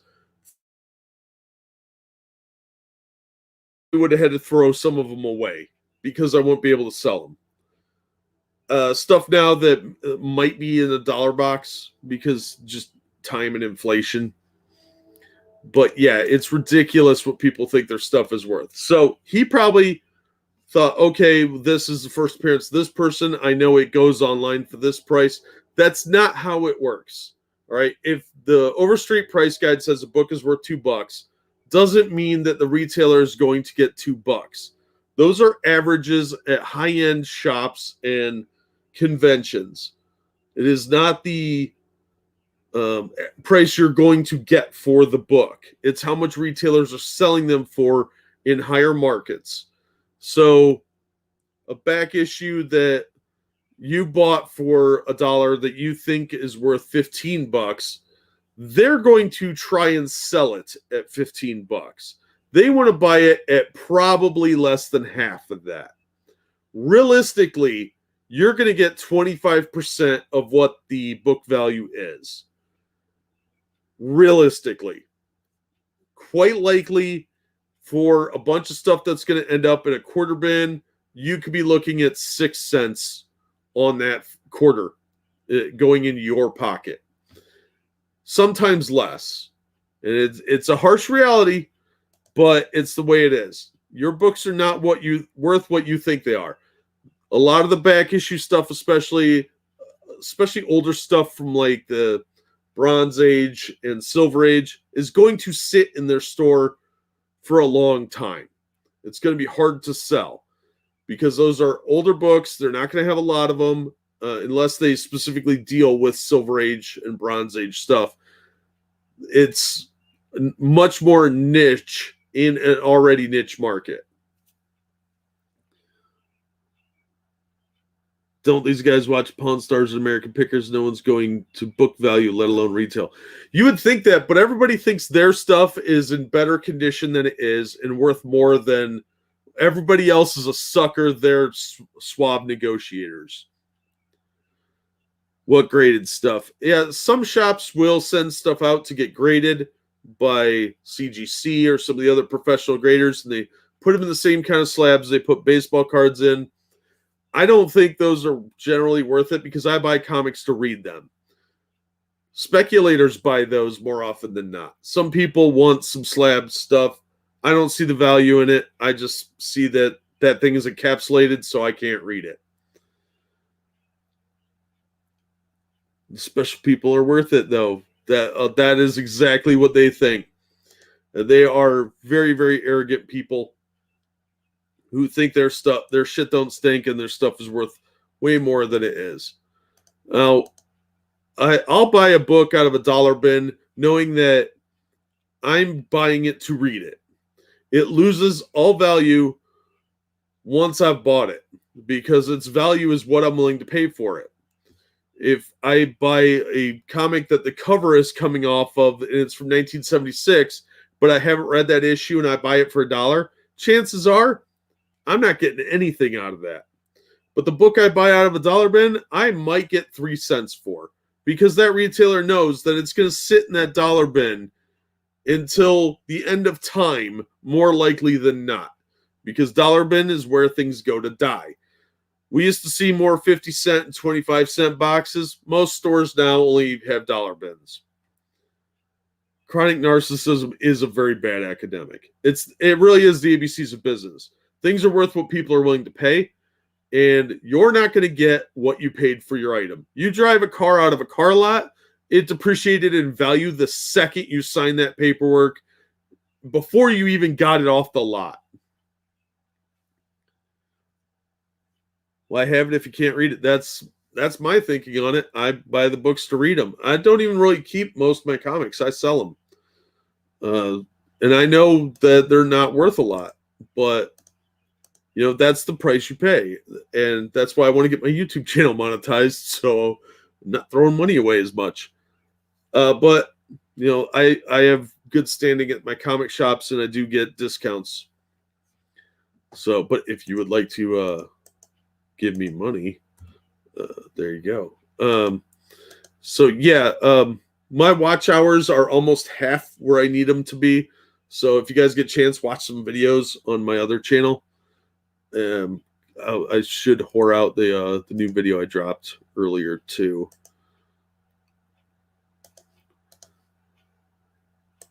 Yeah, fuel my habits. Yeah, I've actually cut down quite a bit on my comic buying compared to what I used to buy, even just a year ago. I'm granting those books salvation.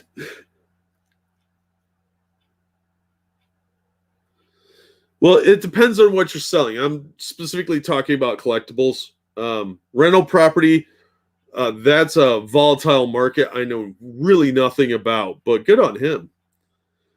I'm trying to do some A+ shilling. It's been a long day. Recycling is more productive than resale in some comics. Sadly, that's not entirely untrue. But every comic is somebody's favorite. So if you're willing to sit on it for long enough, you'll probably be able to sell it. There are very few books that I've seen not sell at least $1. There are people like that, or books like that. Like I bought a copy of Marvel Voices, Indigenous Voices issue 1. This just came out a few months ago. It was in the dollar bin. And I was like, I'm not giving you $1 for this. He said, you can have it for 50 cents. And I said, okay. He had 18 of them in there. So he was more than happy to get it out of his dollar bin. And I'm a regular. So he cut me a deal. But he's a good dude. But that comic obviously didn't sell because I asked him how many he ordered, and he ordered 25, and he only sold 8. Well, he still had 18, so he sold 7 of them. But I figured it'd be worth a laugh for $1, and I got it for 50 cents. All right, my throat's hurting here. Let's get going. On to the next one. All right, this one. Don't ignore the 1-star reviews. They all have very valid points that are legitimate, and you are likely to experience one or more of this store's bad sides. Not untrue. I made the mistake of buying online, which seems to be their way to avoid customer relations.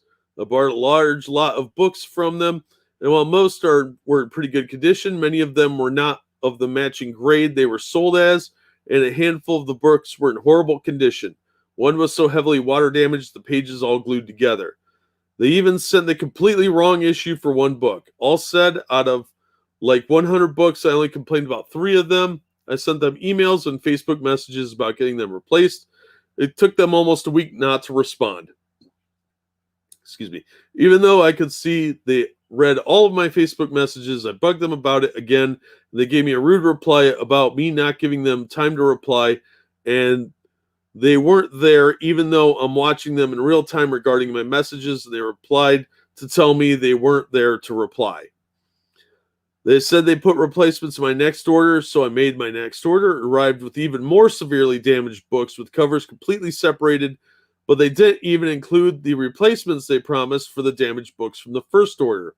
I asked about it, and they said they would go out in my next order because the return confirmation came after my second order, which is a lie. After spending like $300 on books from them, you'd think it wouldn't kill them to send $12 worth of books back to replace the damaged ones.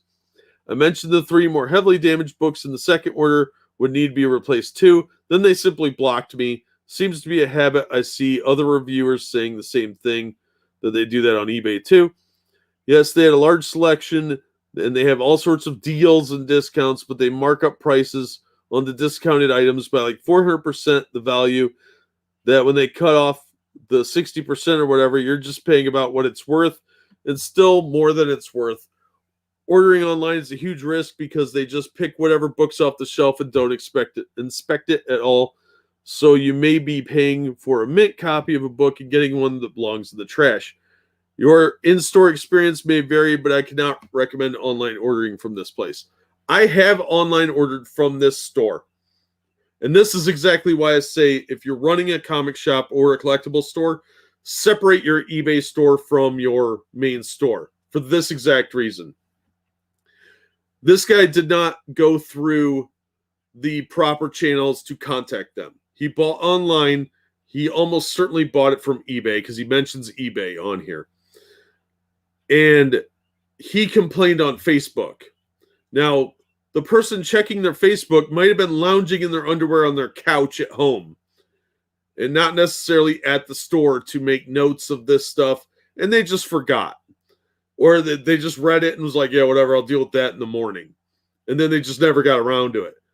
Now, since I have bought from these guys, I can tell you they do exactly this. They just grab whatever out of the back issue bin and send it to you. I've bought 4 or 5 things at different times from them, giving them another chance, and you will get the worst copy they have. I am almost certain they do that as a way of getting rid of their stuff. It's an incredibly shady practice, and if you complain, they don't get back to you at all. And then they will say you didn't contact them if you leave them negative feedback. And worse than that, they will fight you with PayPal. And I think I am blocked from them, come to think of it, because I did leave them several negatives. But yeah, all the books I got were in shit condition. So I tend to be a little bit believing of this. But grading is very, very subjective. If it says fine, you got to be real careful, because that could be the cover is damn near falling off. And some asshole will think that's fine condition. That's not. Fine is not a catch-all term for, oh, it's good enough. No. Grading terms have meaning. But not everybody knows that. So they might have like some intern or somebody's kid working, and they're like, fill these orders and we'll give you $20, whatever. And they'll just fill it however they think it needs to be filled without paying too close of attention. Their online service sucks donkey balls. And the fact they didn't get a response, goes to that too. This guy probably was overestimating the condition, because some people think fine means near mint as well. And that's even worse to deal with. When you're buying online, you got to be buying from a place you trust. There are very few people I trust on eBay, especially, that I'll buy comics from, because I've gotten burned too many times. And people will send stuff that just looks like it got thrown through a shredder and survived, like a bad abortion experience. And it'll look like that, and you may not get anywhere. But you got to go through the proper channels. See if he contacted them. If he bought it on eBay and then contacted them through eBay, they didn't respond, he could file an appeal with eBay and PayPal. That's the proper way to do it. And the fact they were blowing him off does not surprise me in the slightest. The fact they didn't correct the problem like they said they would is a communication issue within the company, and that needs to be addressed. So you'll want to make sure you go through the proper channels so you can get things taken care of. But on the other hand, as the business owner, you don't want some asshole hitting you up on Facebook for something that happened on eBay. You need to be able to handle it through proper channels on your end as well. And if they know that you have a retail store, they might just say, well, you sent me the wrong thing and didn't take care of it, and file a claim and try and screw you out of it, because they're like, oh, I'm fighting the man and I'm fighting the power. This guy's garbage because he's got more than me. So you get it from both sides. Yeah, exactly. Blind date is a great analogy. Oh, great personality. MHC needs to collapse already. I'm not saying that's who they're talking about, but I'm not saying it either. Yeah, this is why I like to buy stuff in store. Yeah, I'm willing to pay a little bit more for my back issues to get them in a shop. Like I said, I'll buy out of a 50-cent box with the cover barely hanging on, as long as I know what I'm getting. And I'd prefer to look at it and examine it, because pictures can be touched up. People can send you the wrong thing. It's too easy to get screwed over. And it's just not worth my time. I'm too old for this shit. So I'd rather go in the store and get it and actually have the experience of, getting it right now, because I am a little impulsive sometimes and would rather just have it today. But it's worth it to know what you're getting. And like I said, there's a few places I trust that do a really good job with their grading, that, falls within my parameters of grading. So I'm fine with that. And I don't mind something being a little bit worse than what I thought it was going to be. Or, sometimes you get stuff that's better too. Like they don't have the one that was fine, so they give you a very fine copy.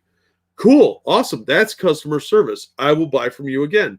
But more often than not, buying collectibles, you got to be careful where you're buying from. Check their ratings. This particular place, who I'm not going to admit was what somebody said previously, they have shit feedback on eBay. Their eBay ranking is awful. And they still sell tons of stuff because people don't do their due diligence. You have to be, as a consumer, attentive to what you're getting. And as a retailer, you have to cover your own ass. You should have the eBay store separate so that they aren't smearing you on Yelp for something they bought online, which wasn't in the physical store. And it can be very different. Also applies to groceries. Yeah, I like to pick my stuff up too. I don't get groceries delivered because, first of all, I don't like paying the extra fee when that I could spend less in gas going half the time. And I don't know if that stuff sat in that dude's car for 5 other deliveries. So if I get some frozen food, is it going to be thawed by the time I get it? Yeah, Viking, I do the same thing. I need it today so I can read it in 6 months is a little too close to home. I would prefer not to admit to that, but it's just a fact. All right, let's go to the next one. Oh, that's the wrong tab. Next up, these guys are pathetic. They won't even look at you as a customer if you have items to sell. They send out bent up merchandise and won't even discuss returns or refunds. not to mention ghosting any bad review they receive and banning you from further posting. I've seen this behavior from them for years. If you can't improve customer service, just close. Now they're begging for customers because of lack of sales. See how things come full circle. All right, this is during the pandemic, obviously, but it's the same store. Yeah, if you're looking to sell, they don't look at you as a customer. They look at you as a person selling something. This is now business to business. Your customer history is irrelevant. They might kick you an extra couple of percentages if you're a very good customer who spends lots of money. This is a big store, so chances are you're a small fry. So, yeah, they're not going to look at you the same way as when you're selling them something, because now you are doing business with them, and your friendship means very little in the business sphere. Okay, I'm sorry to tell you that.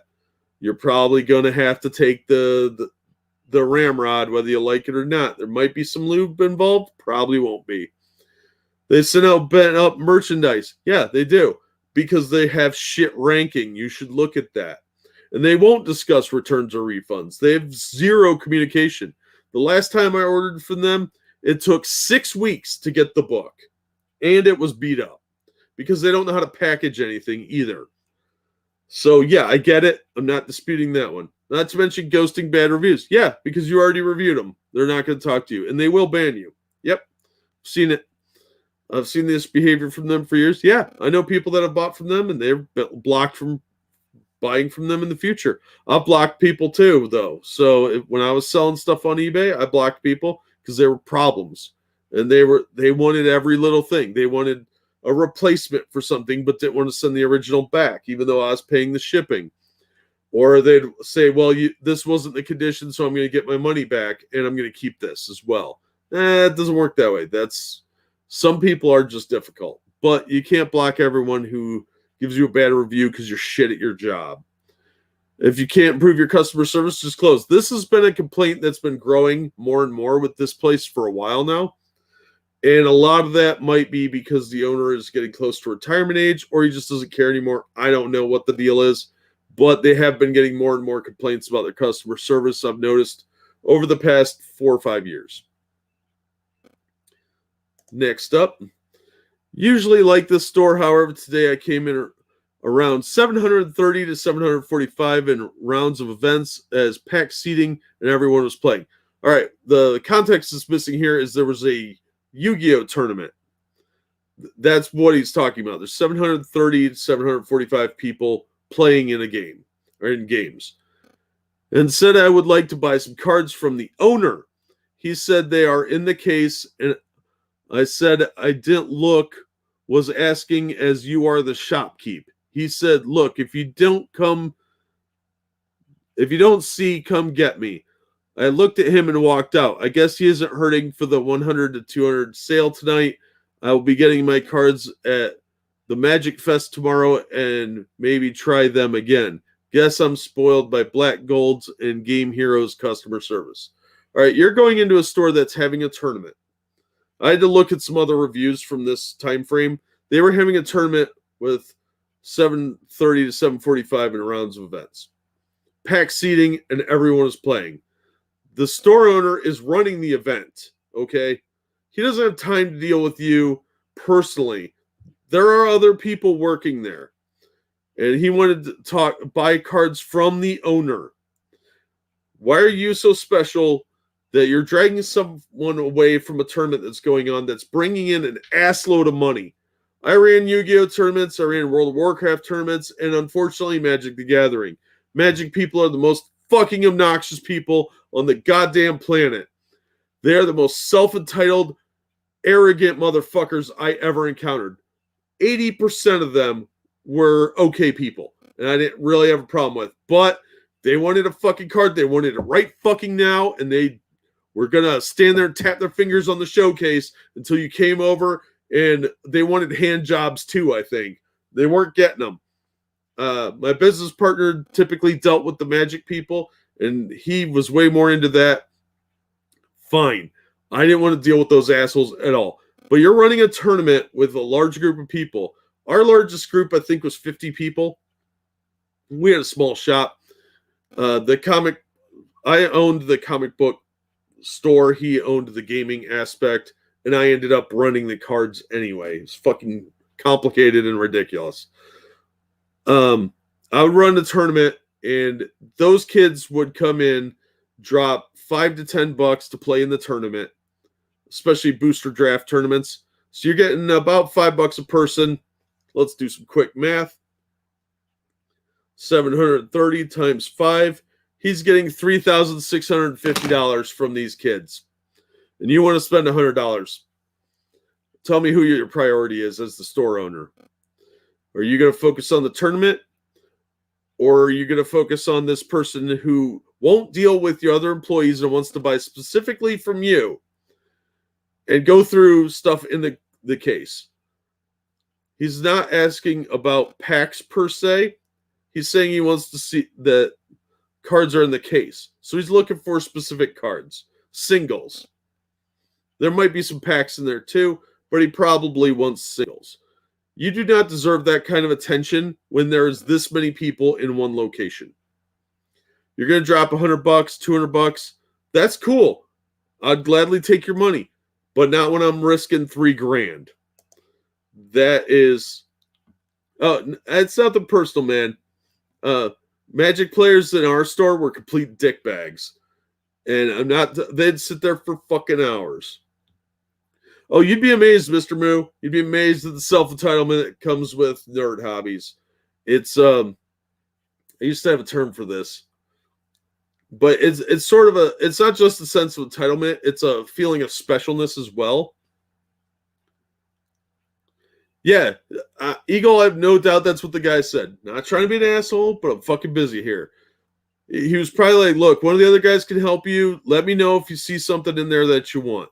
It's what happens is a lot of these guys come up to the showcase and they say, oh, I want to see that arcane fire. And you'll pull the card out and he'll look at it and examine it and tilt it around at every angle and then say, okay, I want to see this other card, to hand it back to you. And then not buy it. And they'll do that for 15, 20 cards, and then they might buy a $4 card. Now, every now and then somebody will drop some real money and buy like a $50 card. If you're running a tournament, you do not have time to do that. That's what subordinates are for. Now, I understand he wanted to talk to the shopkeep. That's not always realistic. Sometimes you have to deal with an associate. I'm sorry. You're not that special when there's 730 people in your store. It's not possible. You have to focus on people not getting along, rules, arguments. You probably have 3 or 4 other people there that you're dealing with that are judges, that are focusing on things or trying to coordinate. Hey, we got a problem here, and they need you to sort that out because you're the store owner. You have to make final decisions. Now, I farmed out Friday Night Magic to one of the kids that would come there because I was like, look, I don't know shit about Magic anymore. There's too many damn cards.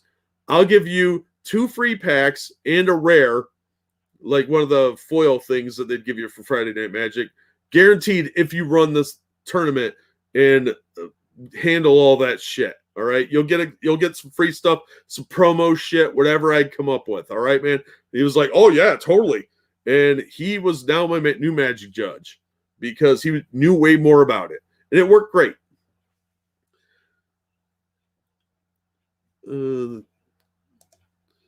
Let's see. The card shop I went to sold individual cards, so I would just ask when they get a minute to grab it for me. Yeah, that's the way to do it, Dark. You're a normal person. You say, hey, if you got a second, can I get one of these? Cool. Too many times people would just want to look at something and then not buy it. It was really annoying.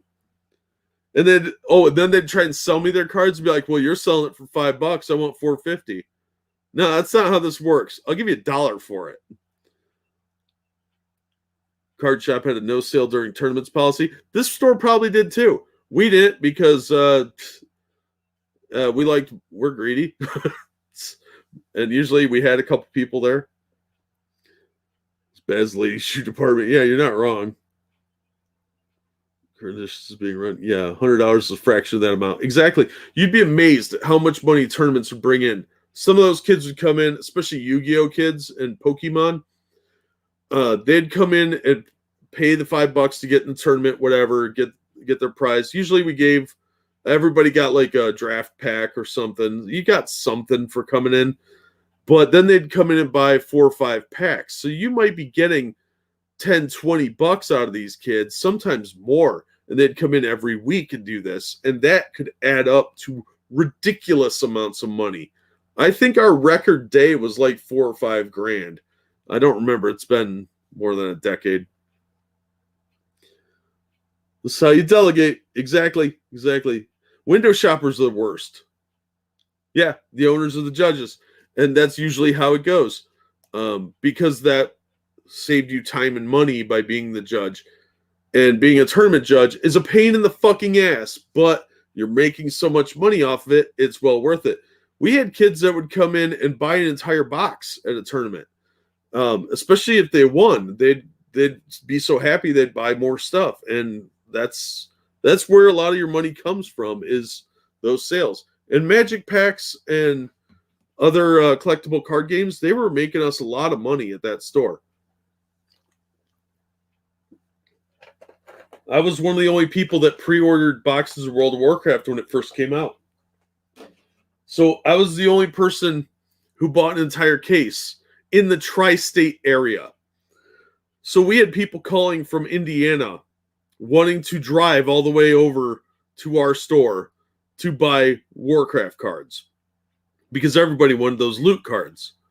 And I cracked open, I think, 3 boxes, pulled the rares out, and we had some loot cards, and we sold them for a ridiculous amount of money. There was one card went for like $300. It was insane. I made so much money off of that. But my business partner wouldn't even take the chance of buying 1 box of the stuff. So I had to buy it. And he got mad because I made all the money. And he thought he was entitled to some of that, which led to a falling out. Long story. Not really relevant, but fun anecdote. Cards I wanted. Yeah, see, knowing the cards you want is half the battle, Dark. And that's what we would really hope for, but we never got that. And most of the people that we were dealing with were college age and younger, but the high schoolers were the worst. I hated them. College students were bad, but they would usually just loiter a lot and go through the 10-cent commons box for like 8 hours. Yeah, if you needed it for your deck, but there were people that insisted on mint condition, and if it wasn't mint condition, they wanted a discount, and blah, blah, blah. It was a headache. Yeah, I would never go into business with 99% of my friends after that. Yeah, as long as it's tournament legal, who cares what it looks like? All right, next one. We're getting there. We're almost done. Went into the shop to get some cards, and nothing is organized. Everything is just put in a big box, and you need to sort through thousands of cards. If you need cards, go to Black Gold Games. At least there, all the cards are set by color, and we'll get the cards for you if they have them. Now, he's probably going through the commons boxes, and organizing those is a exercise in futility. Those things are going to get scattered all over the fucking place. I know places that do organize them. It's really a waste of time. People are just going to jam shit wherever they can, and they don't care because that's your problem, but they expect it to be completely organized. So this is a pretty petty complaint. You're going to sit there for an hour and go through them anyway. They're like at 10 cents a quarter a piece. They're not making a whole bunch of money off of these things. So kind of a trivial thing to give them a 1 star on.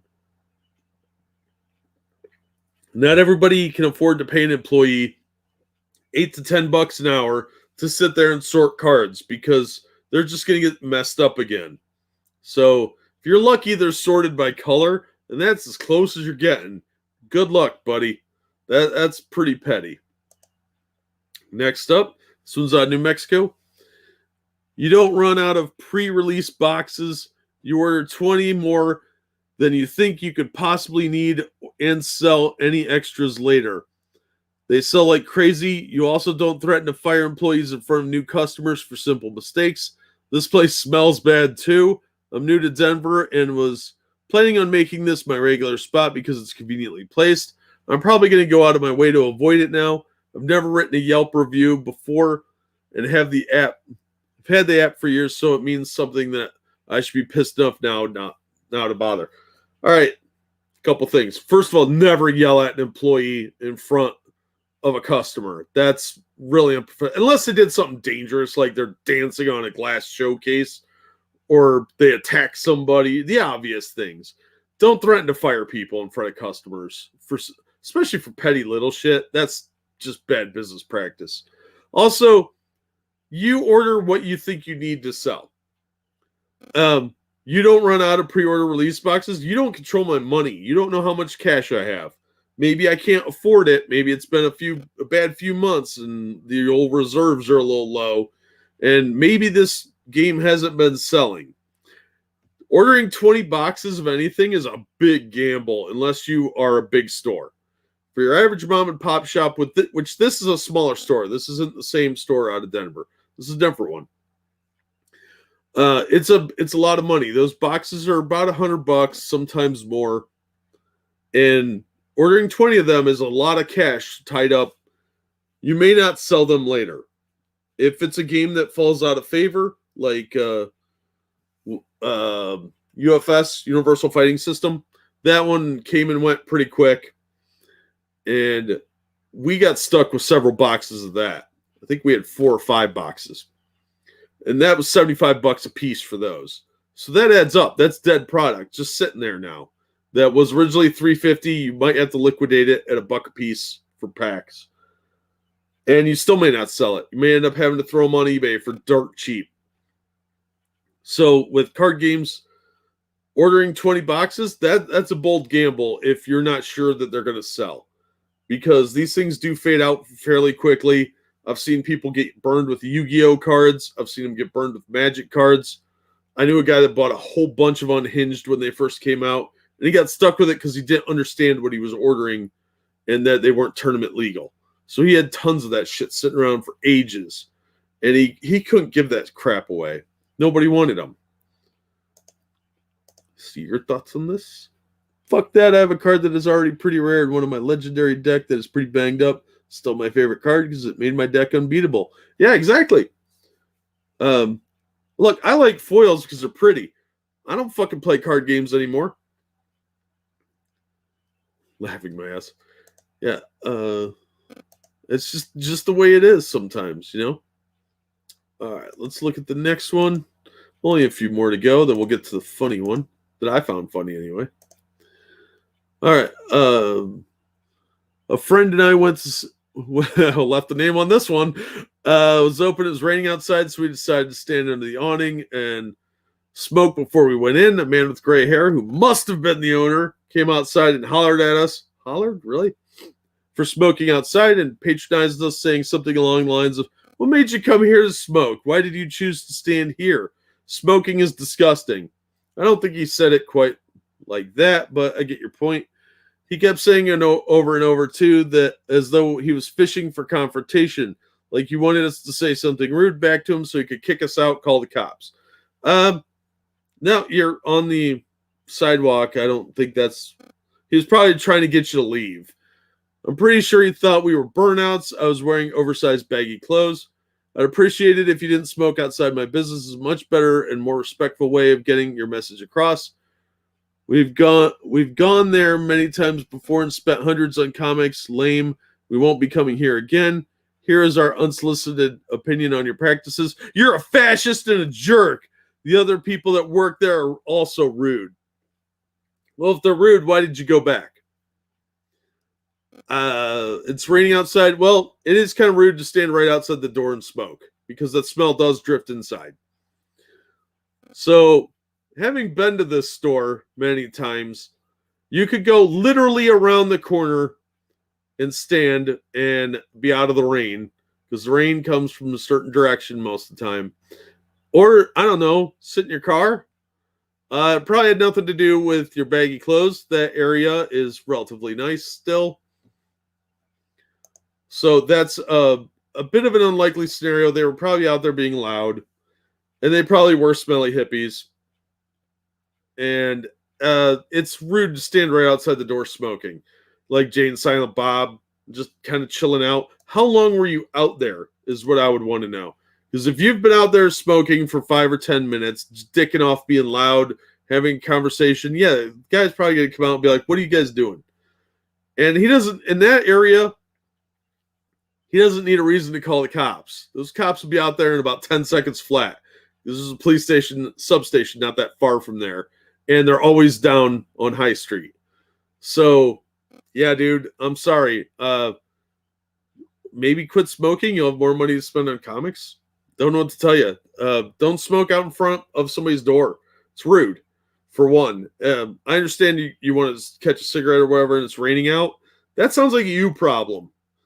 It's just kind of rude. That's it. The guy probably shouldn't have come out and said anything, but you were probably out there long enough that it was annoying. Yeah, and you're loitering.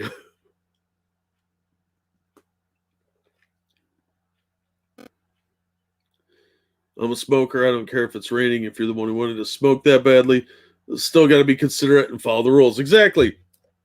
Basic human consideration. You are not special. Don't be an asshole. Because you're not special. It doesn't seem like it's that hard to grasp. These are probably younger people. Your baggy clothes had nothing to do with it. Yeah, you probably did look like a burnout, but you probably looked like you were just loitering.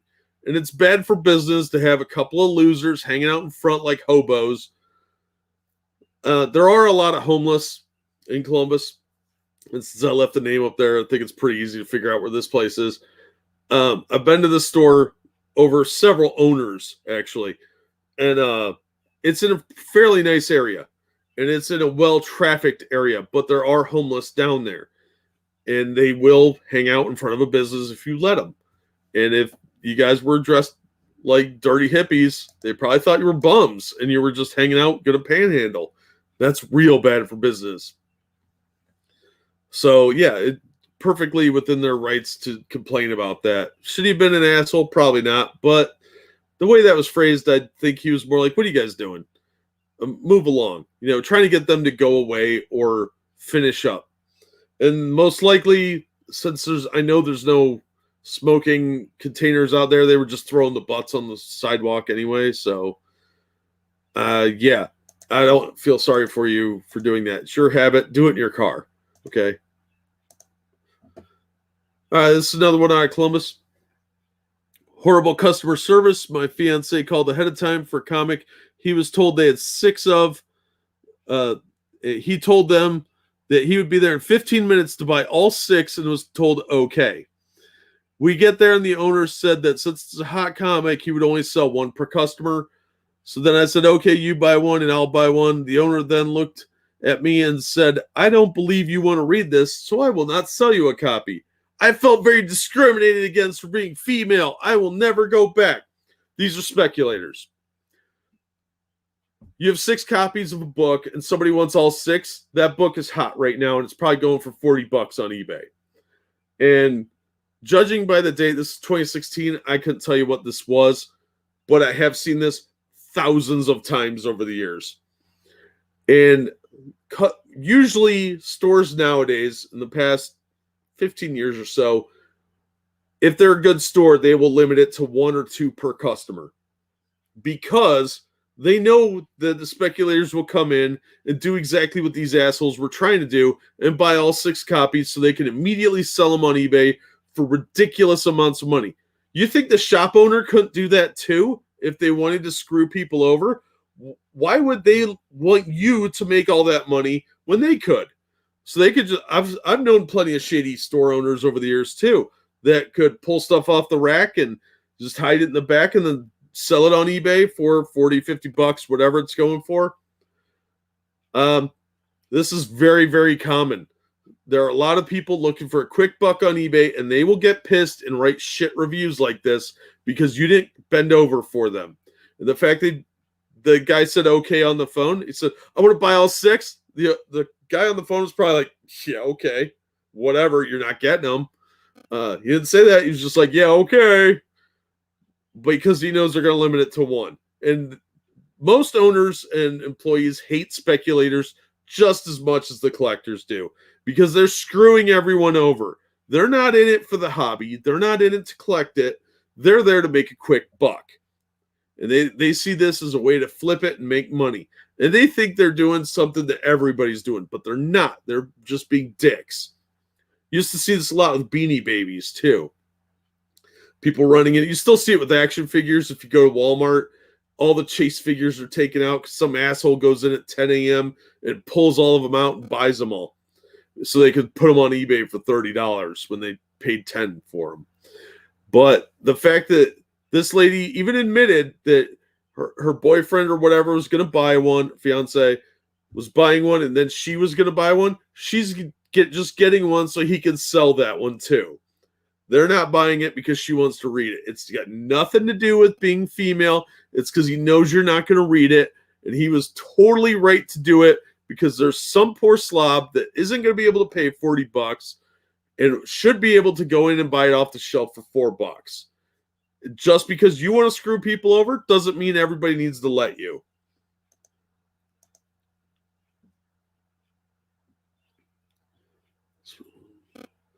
That's true, Giovanni. You can't smoke outside most places. But yeah, this actually pisses me off about speculators. They will purposely try and screw people over just for the sake of it. And I understand that you want to make some money. But at the same time, the store owner needs to look out for his loyal customers. That's his bread and butter. You're coming in for one hot title, maybe once a quarter if they're lucky. So selling those to you will cost him way more money in the long run. That quick hit of $30, $40 that he might get out of you, Mr. Speculator, is going to cost him hundreds from his regulars. Because his regulars are going to go to where that's not going to happen. They'll go to where there's limit 1 or 2. And there's a lot of stores that will do both sides of this.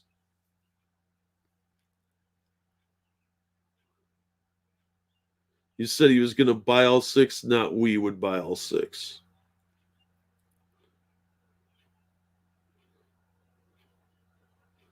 Yeah. Yeah, Dark. I said, okay. I said, okay, to you would buy all 6. I didn't say I would sell you all 6. Yeah, loyal customers are the key to surviving in most collectible industries. Speculators, they have their place, I guess. I hate them personally. I've seen them screw too many people over. They're just in it for the money. They're not in it for anything else. But your loyal customers will come in for years. Some of the shops I go to have had customers for 30 years because they treat them well. And they want to make sure that they're getting their books. And not having something that they desperately want that everybody knows is going to be hot. If you limit it 1 per customer, I've even seen it where they'll limit 1 cover per customer.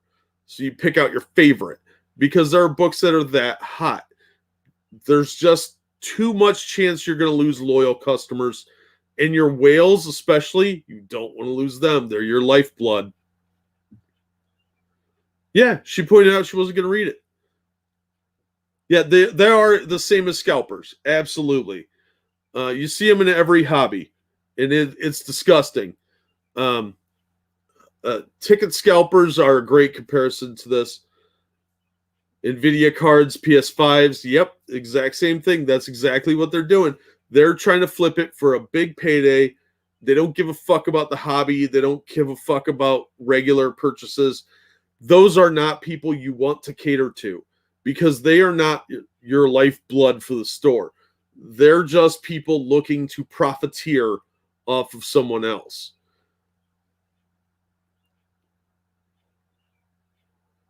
Yeah, exactly, Pete Hunt. You know exactly what I'm talking about then. It's frustrating to deal with that.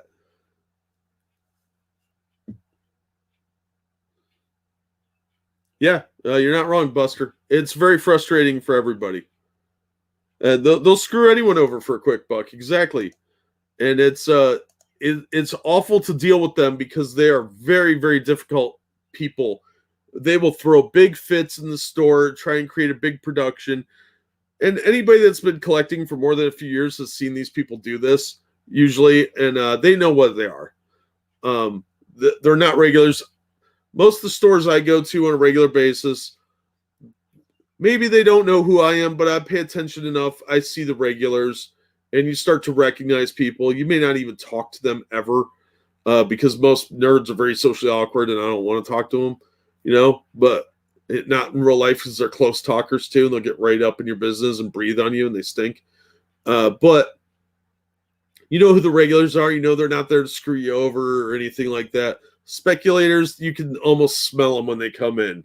They don't look like the typical nerds that they come in asking about a specific thing, or they'll try and grab a big stack of them. They'll try and cut deals, and they want discounts and all this other shit.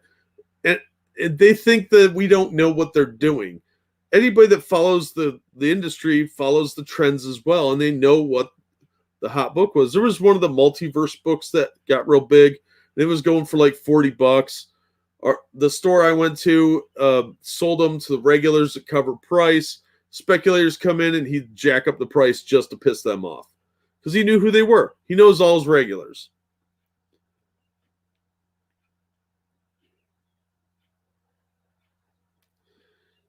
Yeah, Dark, I'm not surprised. PS5 is still pretty hard to find in my area. In UK, Star action figures were great for canceling scalp purchases or ordering from different email addresses, but same postal. Nice. Yeah, I would absolutely support a store that did that. Any company that fights with the scalpers, I have no problem supporting them because I know that they're going to treat me well as a customer, and the stuff I want is likely going to be on the shelf. I don't need more than one copy of a book. And yeah, I don't even buy alternate covers because I think that's pointless most of the time. Maybe I'll pick one out that I like the cover better than, but, pick my favorite one out. But I'm not going to buy variant covers. What a waste of money. Those are aimed at these speculators. That's what variant covers are trying to do. They're luring in the diehards that are huge loyalists of that title, and the speculators are like, oh, that's a variant cover. That's going to be worth more. No, it's not.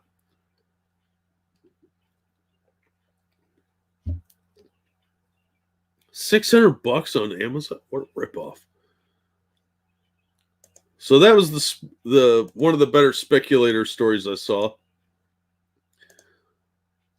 Next up, this store probably appeals to those who pick up new comics each month as they hit the stands. But for a collector looking for back issues, the selection is very limited and overpriced. I've been here many times. I almost never see any Silver Age books in the boxes, and very few Bronze Age books. There are some books on the wall, but they're mostly from the 70s, Bronze Age, and they are overpriced. As a collector, I want the joy of digging through boxes to find old comics to fill in my collection. And this place doesn't come close to offering that. If you're someone who is a fringe fan caught up in the Marvel movie hype and whatnot, then it's probably a cool place to grab a new comic or a statue or a toy. But if you're a serious collector, look elsewhere. This is subjective. You could be a serious collector and only collect newer stuff. Now, if they don't have what you're looking for, why have you been there several times? Because you're hoping they do. And you're hoping they have it cheap. The selection is very limited. Yeah, a lot of places, space constraints matter. And a lot of places don't have a lot of back issues because back issues are a little bit of a tough sell in some markets.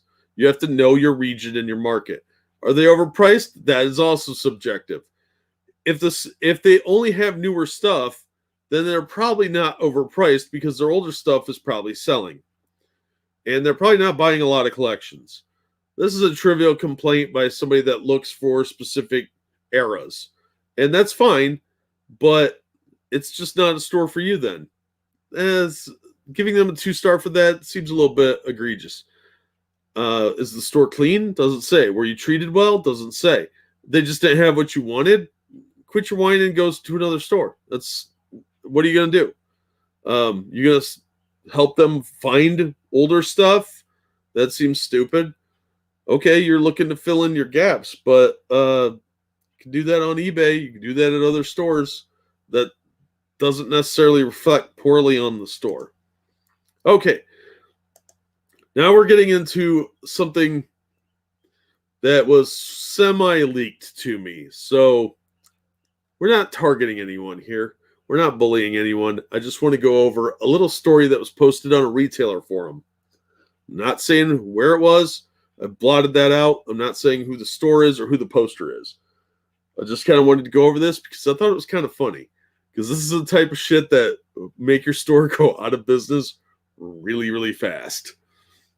So if any of the information is leaked here, it's purely by accident. I tried to block out as much information as I could about this particular person and where I got this information from. And I'm definitely not telling anyone who gave it to me because they would stab me.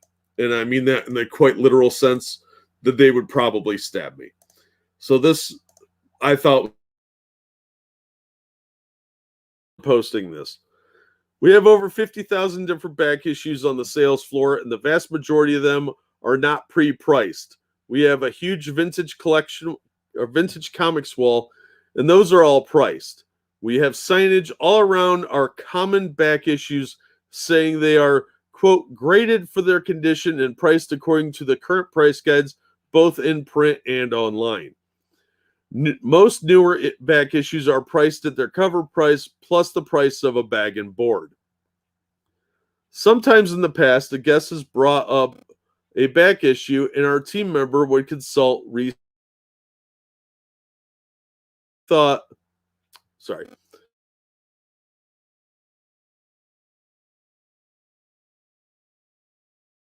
guide. The guest would then get offended or find offense, storm out and write a bad review on Google and or social media, such as this one. I'm really upset. Came here on a recommendation while on vacation. Expected to be blown away. The place is an absolute joke. Comic books are not priced up already on the floor. Customers are forced to wait until their merchandise is given modern price tags. I waited for 8 minutes for one book. I found them to be priced up. I work in a shop myself. I know how to do my own pricing. Associate walked over and handed me the book at double its going value. I laughed, put the book down, and walked out. This is not how comics were meant to be enjoyed. Real readers and collectors know how to stay away from places that price on the spot. The customers do the work for the store in this environment. Don't get taken advantage of. I'm a bit annoyed that this person works at a comic book store in our state. I would be upset if any of our team members wrote a bad review for another comic store without at least communicating with the store's leadership first. When something like this happens, this has been our usual reply. Hi, thank you for your feedback on our back issue pricing. We do wish that we could pre-price all of our back issue comics, but we have so many of them that they could never get to all of them. Our back issue comics are graded for condition and priced by the current price guide as they tend to appreciate in value over time, and many of them are more than 20 years old. Our older, more expensive vintage comics are pre-priced and displayed along the entire right-hand wall of the store. Here's what we are now doing to make things better for all our guests buying back issues. While all our signs above the back issues do clarify that the back issues are priced according to the current price guide, both in print and online, we have added we have asked the team to price unstickered comics from our regular back issue section only by our in-store copy of the Overstreet price guide. This will create a more consistent experience for our guests, as not all of our team members have the same level of awareness of the various hot and collectible comics, which creates the inconsistency depending on which team member was pricing the back issue for a guest. This is often why most comics had usually been priced by the current Overstreet price guide, but most other comics that some team members were aware of have been an increase in demand have been priced to the current fair market value, using the online resources such as eBay sales. And I'll get to why this is so fucking stupid in a minute. Also, here's some background on how we price back issue comics to hopefully clarify why we do what we do. As you may or may not know, the Overstreet price guide only comes out once a year, so it's a very good resource for comics that see a so it's not a very good resource for comics to see a sudden increase in demand. While we always want to offer a price that is fair to our guests, we also need to sell a price that is fair to our business. This is why eBay is such a good resource and why we only look up items that have sold, not what sellers are asking for on unsold listings. Sellers can ask for as much as they want there, but sold items show how much. Yeah, we all know how fucking eBay works, idiot. When we price comics for a key vintage wall on our rare finds box at the same counter, we have always checked Overstreet, eBay, and one or two online resources to find a value that will be fair to the business and our guests. If you ever feel that an item has been overpriced, please let us know and we'll double check our pricing for you. A flip side to eBay sales more accurately reflecting the fair market value of a hot item is that we can also consult eBay sales when a guest asks if we can discount an item that we have had in stock for a while. If the current selling prices are lower than our current price, we can often discount the item depending on our original wholesale cost. Please let us know if you have any feedback or questions. Have a great week. This is the beginning of our back issue pricing section of our team handbook. First of all, you're a comic shop. Why do you have a fucking team handbook? The back issue merchant, our leadership, should generally price vintage comics for guests using both print and online guides. For all others, if a guest brings up an unpriced back issue for a comic, grade and price it according to the Overstreet price guide. Check the book for first or later printings, alternate covers, deluxe versus newsstand, and correct series volume. Minimum price is cover price plus 50 cents. The price of bag and board, that's exorbitant. But we are unable to drop the fees and remove the bag and board. The fees also keep covers keeping the comic in great condition until purchased. We just added this part because we got the bad reviews above because our team members couldn't find a variant in Overstreet, so they consulted eBay sales. If a variant cover is not listed in the Overstreet, multiply the Overstreet value of the regular cover by 1.2 and round off to the nearest 50 cents. What? If it seems like it might be more valuable than that, quickly consult the back issue merchant or another sales team member. We also consult various websites and eBay, blah, blah, unpriced regular issues of our section. Yeah, you get the general idea. And now he adds an update. Thanks for the overwhelming advice to pre-price all back issues. We're going to hunker down and figure it out. Right now, we're thinking of using a pricing gun and tiered prices for our common back issues. Something like $4.99, $7.99, $9.99, $12.99, $14.99, $17.99, $19.99, $24.99, and $29.99. This person's a fucking idiot for several reasons. They can fuck right off. So I get the eBay experience in the store. Yes, except with sales tax. So why would I buy from the store? Of course, that first guy that came in that complained and left that review walked out of the store. Why wouldn't he? He had to stand there while one of your incompetent buffoon morons sat there and looked up the eBay listings. What a complete fucking waste of his time. You know what that employee could have been spending that 8 minutes doing? Pricing those back issues. Now, if you're just going through the Overstreet and saying, all right, the Overstreet says it's $2.25, so it's worth $2.25, then I'm adding 50 more cents on top of that for the bag and board. Bags and boards do not cost that much, all right? It's about 25 cents. If you're buying them from the store, it should be about 25 cents. It's actually a lot cheaper than that because 100 bags is $7, 100 boards is $9, maybe 10. So you're looking at 17 cents retail sales price. Wholesale is cheaper than that. So you're actually making a profit off of that bag and board. And the fact that you're jacking it up by that much is insane. The bag and board is factored into the cost of the book.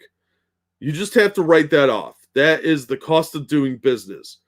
So if you're going to charge them $2 for what is probably a $1 book, you're dumb. You should be going through your back issues on a regular basis and pulling stuff out that's not selling and selling it at a cheaper price. Mark it down. You should be doing this on a routine basis, at least once a year, minimum, probably twice, 3 times. I did it quarterly. Most people don't do that. I also had 100,000 comics in the shop. Well, 80,000 roughly. I didn't count the 50-cent boxes. Those were never bagged and boarded or really inventoried. If those got stolen, I didn't really give a fuck. Those were all profit. You would think so, Mr. Moo, but no.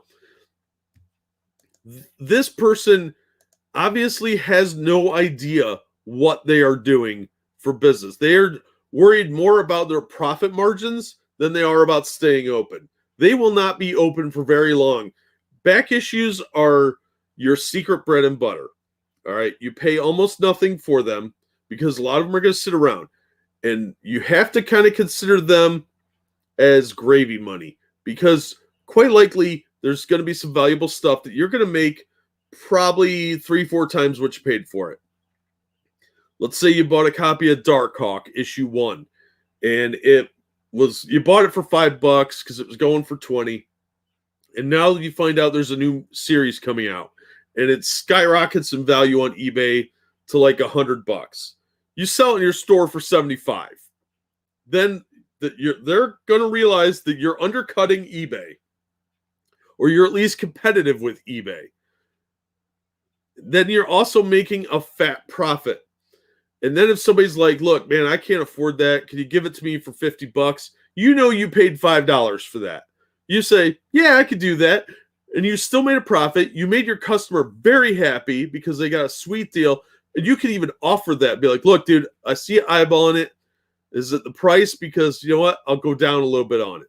Oh, really? How much? I'll give it to you for $50. Really? Instant sale. That guy's going to buy it because he knows it's hot and he can flip it on eBay for $100. Maybe he's thinking that. Maybe he's thinking, I'm getting a sweet deal on something I couldn't afford normally. That's how you work with people. Your back issues should be a little bit negotiable. And they should be priced reasonably, less than the guide generally. There are going to be things that maybe you price a little more, but those are gravy money. You're not making enough off of new issues most of the time. You're making about 35%. Your back issues could end up being as much as 300-400%, depending on what they are. It's not a guarantee, but they are extra money, and they are taking up retail space. You need them to move. You need to sell them, so they have to be reasonably priced. If you're pricing them at the Overstreet guide price, you're insane. You're not going to get that kind of money. And if you're pricing them at eBay prices, why wouldn't they just buy them on eBay? What is the incentive to come in the store other than the thrill of walking into a store, which during a pandemic really is not the greatest motivation. I know, I'm using common sense. Sorry. But this actually kind of pissed me off. I laughed, but at the same time I was enraged because this person's a fucking idiot and kind of scamming people.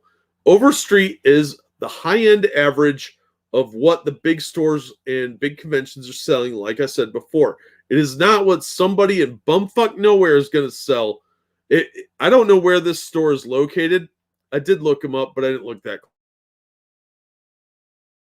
California, the pricing is going to be different than it would be in Kansas City or Topeka or, New Orleans. They're different markets. The Overstreet is a general guideline. It's not a hard and fast rule. Same with eBay. Your employees may not grade condition properly too.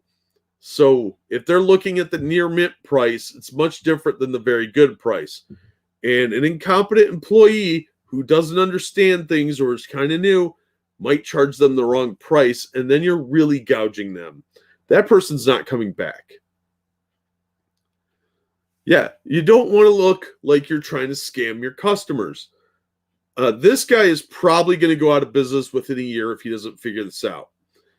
And even the set pricing that he came up with, the $4.99, he keeps saying the word common. No such thing.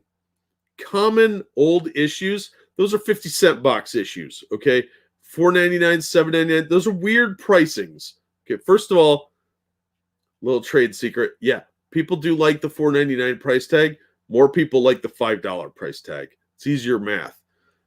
And you're still charging them for bags and boards that are probably 3-4 years old at this point because you don't change your bags and boards every day. These are not brand new. If they've been in the back issue boxes, they're probably a couple years old. You probably didn't change them. Why are you still charging 50 cents for a bag and board they're going to throw away and put the comic in a new one? That's insulting. That's a scam. And like I said, he's already making at least 25 cents off of each of those because he did not pay that much for them. He paid probably 10 cents for that combination. Retail wise, if I went into a store and bought bags of boards, I literally have some Silver Age bags of boards right here. Silver Age tends to be a little more expensive. The boards were $10, the bags were $7. That's 17 cents each. All right. So he's charging 50 cents. He's already inflating his prices. That's even before we look at the comic book itself. And like I said, prices fluctuate routinely. You need to go through your books and say, okay, if you know something's hot, you go pull it out of the back issue box. Don't be such a lazy fuck. One of the responses was great. Somebody had said, unfortunately, I wasn't able to screen grab all those. Somebody said, how do we price all our back issues? One box at a time. Duh. That's exactly it. You have downtime during the retail day. You grab a box and you start fucking pricing them. You look them up. You say, okay, the guide says $3 for this. I'll mark it $2.50. That's reasonable price. It's below guide value. Believe it or not, people do the research on their back issues. If they think the price, they'd only have to think the price is too high. If they're like, all right, well, the guide I know says $5. This guy's got it for $3. I know on eBay it's $1. Fuck that. Not buying from this guy. I'll buy 5 or 6 books from this dude on eBay and save on shipping, still be cheaper. So you have to be aware of that and be conscientious. This guy is a fucking moron. I don't price my back issues. That's like saying, oh, what do you think it's worth? No, nobody wants that mystery when they go up to the counter. They're trying to watch their budget. And comics are so fucking expensive now. People are a lot more conscientious with their dollar. They want to feel like they're getting a good deal. And sometimes, yes, books will fall through the cracks. You'll miss something hot. You'll have it at $2. It's worth 30. And you know what? That customer is going to come back because he's going to tell everybody that dude's pricing is the best in town. That moron has no idea what he's got. And there's going to be people coming in just to go through the back issue boxes to look for stuff that you didn't catch. So what? Who cares? You probably paid 50 cents for that $2 book when you bought it in a collection. You probably got your monies back from that collection. If you're smart, you did. And you took a little bit of a hit. It's going to happen. Who cares? Make your customers happy and still make some money. If you paid 50 cents for that book that you sold for $2, you still made $1.50. Yeah, it's hot right now. It won't be hot in 6 months. Guaranteed. Happens all the time. Stuff that's in the showcase for $200 will be $100 a couple years down the line, most likely. Prices fluctuate. Some don't. Granted, some just keep climbing. I don't understand it either, but it happens. And you know what? Sometimes you're going to regret that you sold it cheaper than it was worth. So what? You'll take a hit sometimes. It's just part of the game. The hunters come in to hunt for the books. Your job is to get a reasonable price out of it and still make a profit. If you still made a profit, you still made a profit. You know what you paid for your books. Exactly. Don't step over $1 to make a dime. A profit's a profit. 3 to 5 pounds over. Wow. Surprisingly, it went out of business. Owner blamed Brexit. Yep. That's the first thing most bad retailers do because you see it a lot with hobby stuff. People overvalue it. It's not just people trying to sell their comics to you. A lot of times it's the stores too. But they'll go out of business because they don't understand their own market and they think their stuff is worth more than it is. You have to be competitive. If you want to survive in business, you have to find that sweet spot where the pricing is just right. And sometimes you're going to lose your ass on an item, but you will breed loyalty by doing that sometimes. People will think you're dumb or a sucker or whatever. Fine. Let them think whatever they want as long as they're coming in and handing you money every month or every week. Have a good one, Stargazer. Yeah, I'm going to wrap up here, but yeah, you don't want to try and nickel and dime people to death when it breeds disloyalty, it breeds angry customers. So yeah, that's kind of the lesson here is don't be an asshole customer and don't be an asshole retailer. That's really all the message I had. But we'll give a couple minutes for questions or anything before we wrap up, and then we'll head out. I want to thank everybody for coming out today, as always, and like, share, subscribe. You know the drill. A friend of mine puts $15-$20 comics in his back issues on purpose. Yeah, I used to do that. Go through, and if something you think is going to be hot, just mark it up a couple bucks. You don't have to gouge people. It's not worth losing your customers for. You will get more customers by having lower prices. You work in an industry like that, you work by volume. You want to have as much product going out the door as possible and getting new product in. Because if you just have the same stagnant back issue boxes, people aren't going to look at them because they know you've got the same stuff. You have to buy some new collections occasionally, and you need money to do that by selling other back issue books. So that's a large profit margin comes from the back issues. And it doesn't have to be all from gouging your customers. You just have to price your stuff reasonably by paying attention to what things are going for and try and undercut your competitors. Yeah, landmines. Oh, that's a great term. I wish I'd thought of that. Good night, sleepy Spittlebug. Sorry you're sleepy. But have a good night. Yeah, it really is just about not being an asshole. And that's a general guideline for life. It doesn't seem like a complicated one, but some people can't get out of their own way. And it's a real shame because there's a lot of potential for everyone to win. You'll make a little bit of money. They'll feel like they're saving a little bit of money. It's win-win. You don't have to overprice your stuff. And you don't want people to think that you're just in it for the money. Even if you are, it doesn't matter. You just don't want them to think that. So you don't want to overvalue your stuff. You want to have that nice sweet spot where it's right around the eBay pricing. A little lower is preferable to get it out the door, to make room and bring money in.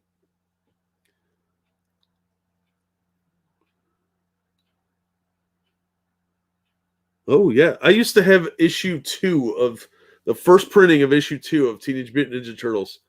I got it for $2 at a garage sale. They thought it was a magazine. And I got a couple of issue 3 first prints from a collection I bought. And I got those for like nothing. And I sold them for incredibly reasonably priced. I actually would have got a lot more money now. It's up to like $1,000 now. But I sold it for a couple hundred. I made more than enough money out of it that I gave the guy a really good deal. And he was really happy. I was really happy. We all won. He's like, this guy's giving me, this sucker's giving it to me for a couple $100. And I'm like, this sucker's giving me a couple $100. I paid almost nothing for it. Still made a nice profit. And yeah, I probably could have got more, but I would have had it for longer. And why? I don't need it. They reprinted it tons of times. It did nothing for me that way. It was cool to own, but yeah, that only gets you so far if you got to pay bills, Greed will absolutely kill business. You're 100% right, Zombie Teddy.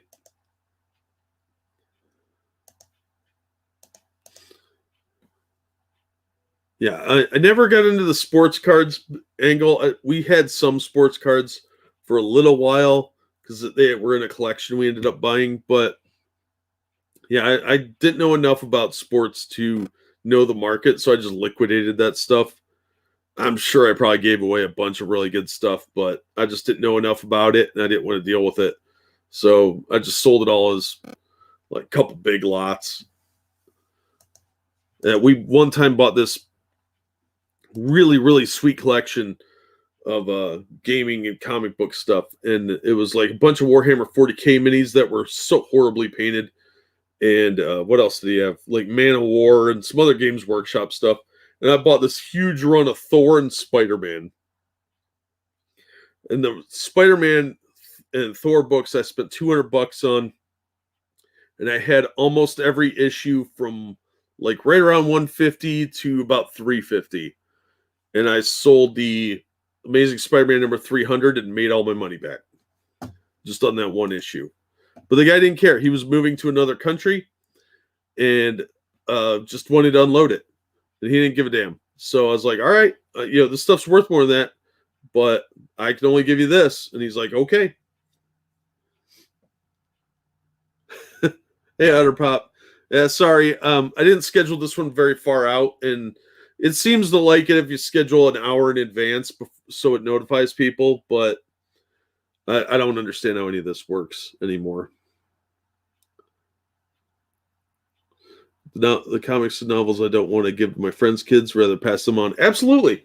And that's a great thing to do, because one of the things the comic industry is missing is new readers. And younger readers is what they really need. They market this stuff toward adults now, almost exclusively. There's a handful. The Batman Scooby-Doo Mysteries, great kids book, and a real fun read for adults. But aside from some Scooby-Doo and the occasional Looney Tunes stuff, you don't see many comics aimed at kids. And because of that, not many kids come into the shops, which means they don't sell a lot of the kids' stuff. It's a vicious cycle. And if they can't get younger readers, this industry's dead in 20 years. Yeah, I wouldn't have known a Kobe Bryant rookie card if it came up and gave me a paper cut, dude. It's probably worth some cash. I don't know anything about that market, and it would take me way too long to catch up, because you can only keep up with so much of the hobby stuff. That's why you wouldn't hire other people that know the industry, and that's really hard to do. You hire other comic nerds to work in a comic shop. If you're doing sports cards, you want somebody that knows sports cards. You can teach people it, but it does take a while to get caught up in it, and it's not that easy. But yeah, if you have something that's a good find, you can really make out quite well.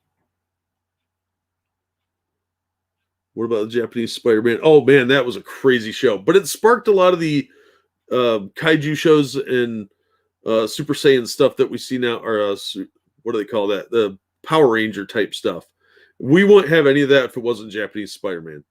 He inspired a lot of that stuff, and what a great, crazy, wild nonsense ride. Yeah, I helped a buddy of mine clean out his store when he was closing up, and he had in the back room stacks of old Playboy cards that he couldn't sell, and they ended up going in a dumpster. And he's like, "Yeah, I wrote this stuff off 15 years ago," because you have to do that. You have to know when to walk away. And he was like, "Yeah, I kept it around in case I could sell it or somebody asked about it." And he sold some of it over the years, but he couldn't even eBay it. And now they got rid of the adults only section, so you can't buy porn on there anymore. And a lot of the art stuff you can't sell anymore. So it'd be even harder to sell some of that stuff. So yeah, sometimes you get burned, sometimes you don't. It's just the way it is.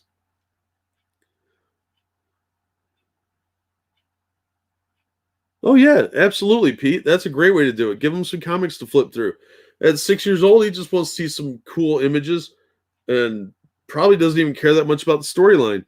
So absolutely, there's some great opportunities there to get kids to read, and I mean, just the literacy aspect is really beneficial for kids. So we need to get more young people.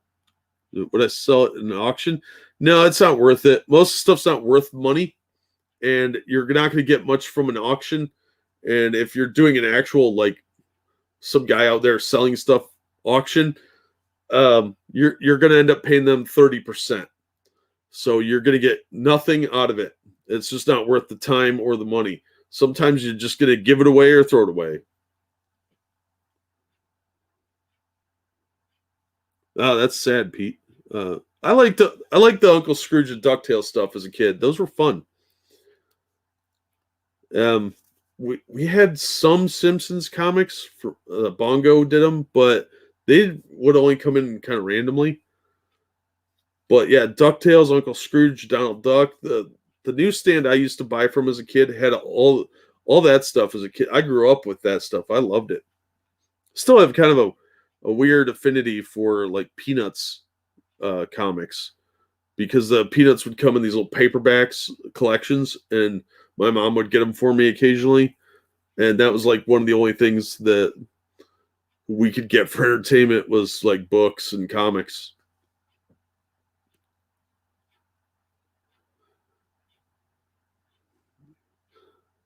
I think if you have like a Black Lotus, it's worth a lot. Yeah, if you come across a Black Lotus, that's a definite buy. Yeah, I wouldn't even take the chance on buying lots of Magic cards. I've seen them at various flea markets and stuff like that because the price is just too fluctuated. The hobby has gone down quite a bit. You don't see that many people in my area playing. So unless you know a specific card is in there and it's not one of the Power 9, it's probably not even worth it because you might get $4 or $5. One of the packs of Magic cards I did unboxing for on Roll for Sanity ended up being worth some money because it was a new release at the time and there was a foil in there.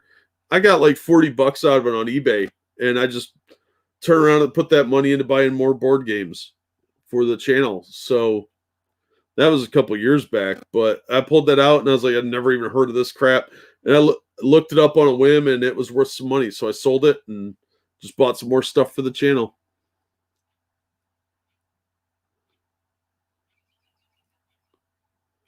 As the card stock is laughable these days. Yeah, I'm not surprised.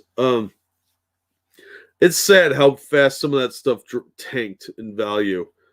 But you know that's the problem with hobbies is they fluctuate quite a bit. I was surprised to see Dungeons and Dragons making the comeback that it did, and that's only because of Stranger Things.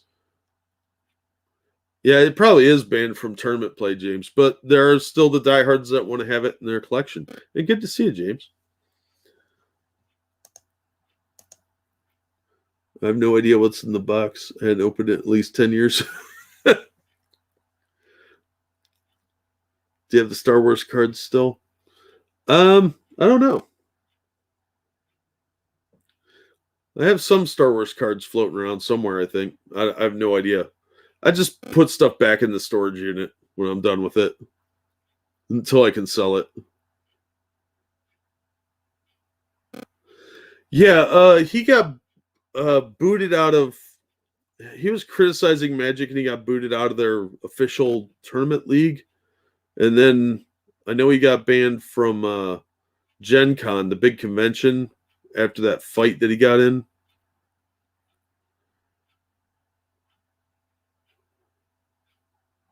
Oh, wow. Richard, that's old school. Intro binary. That would have been, what, 165 area? I'll look it up quick. Issue 164. That's close. Yeah, that was 1982. That was a fun issue. Miss Marvel never really got handled properly.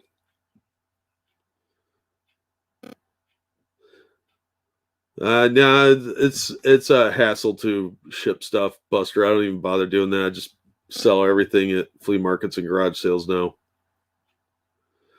You're not 60 years old. You're vintage.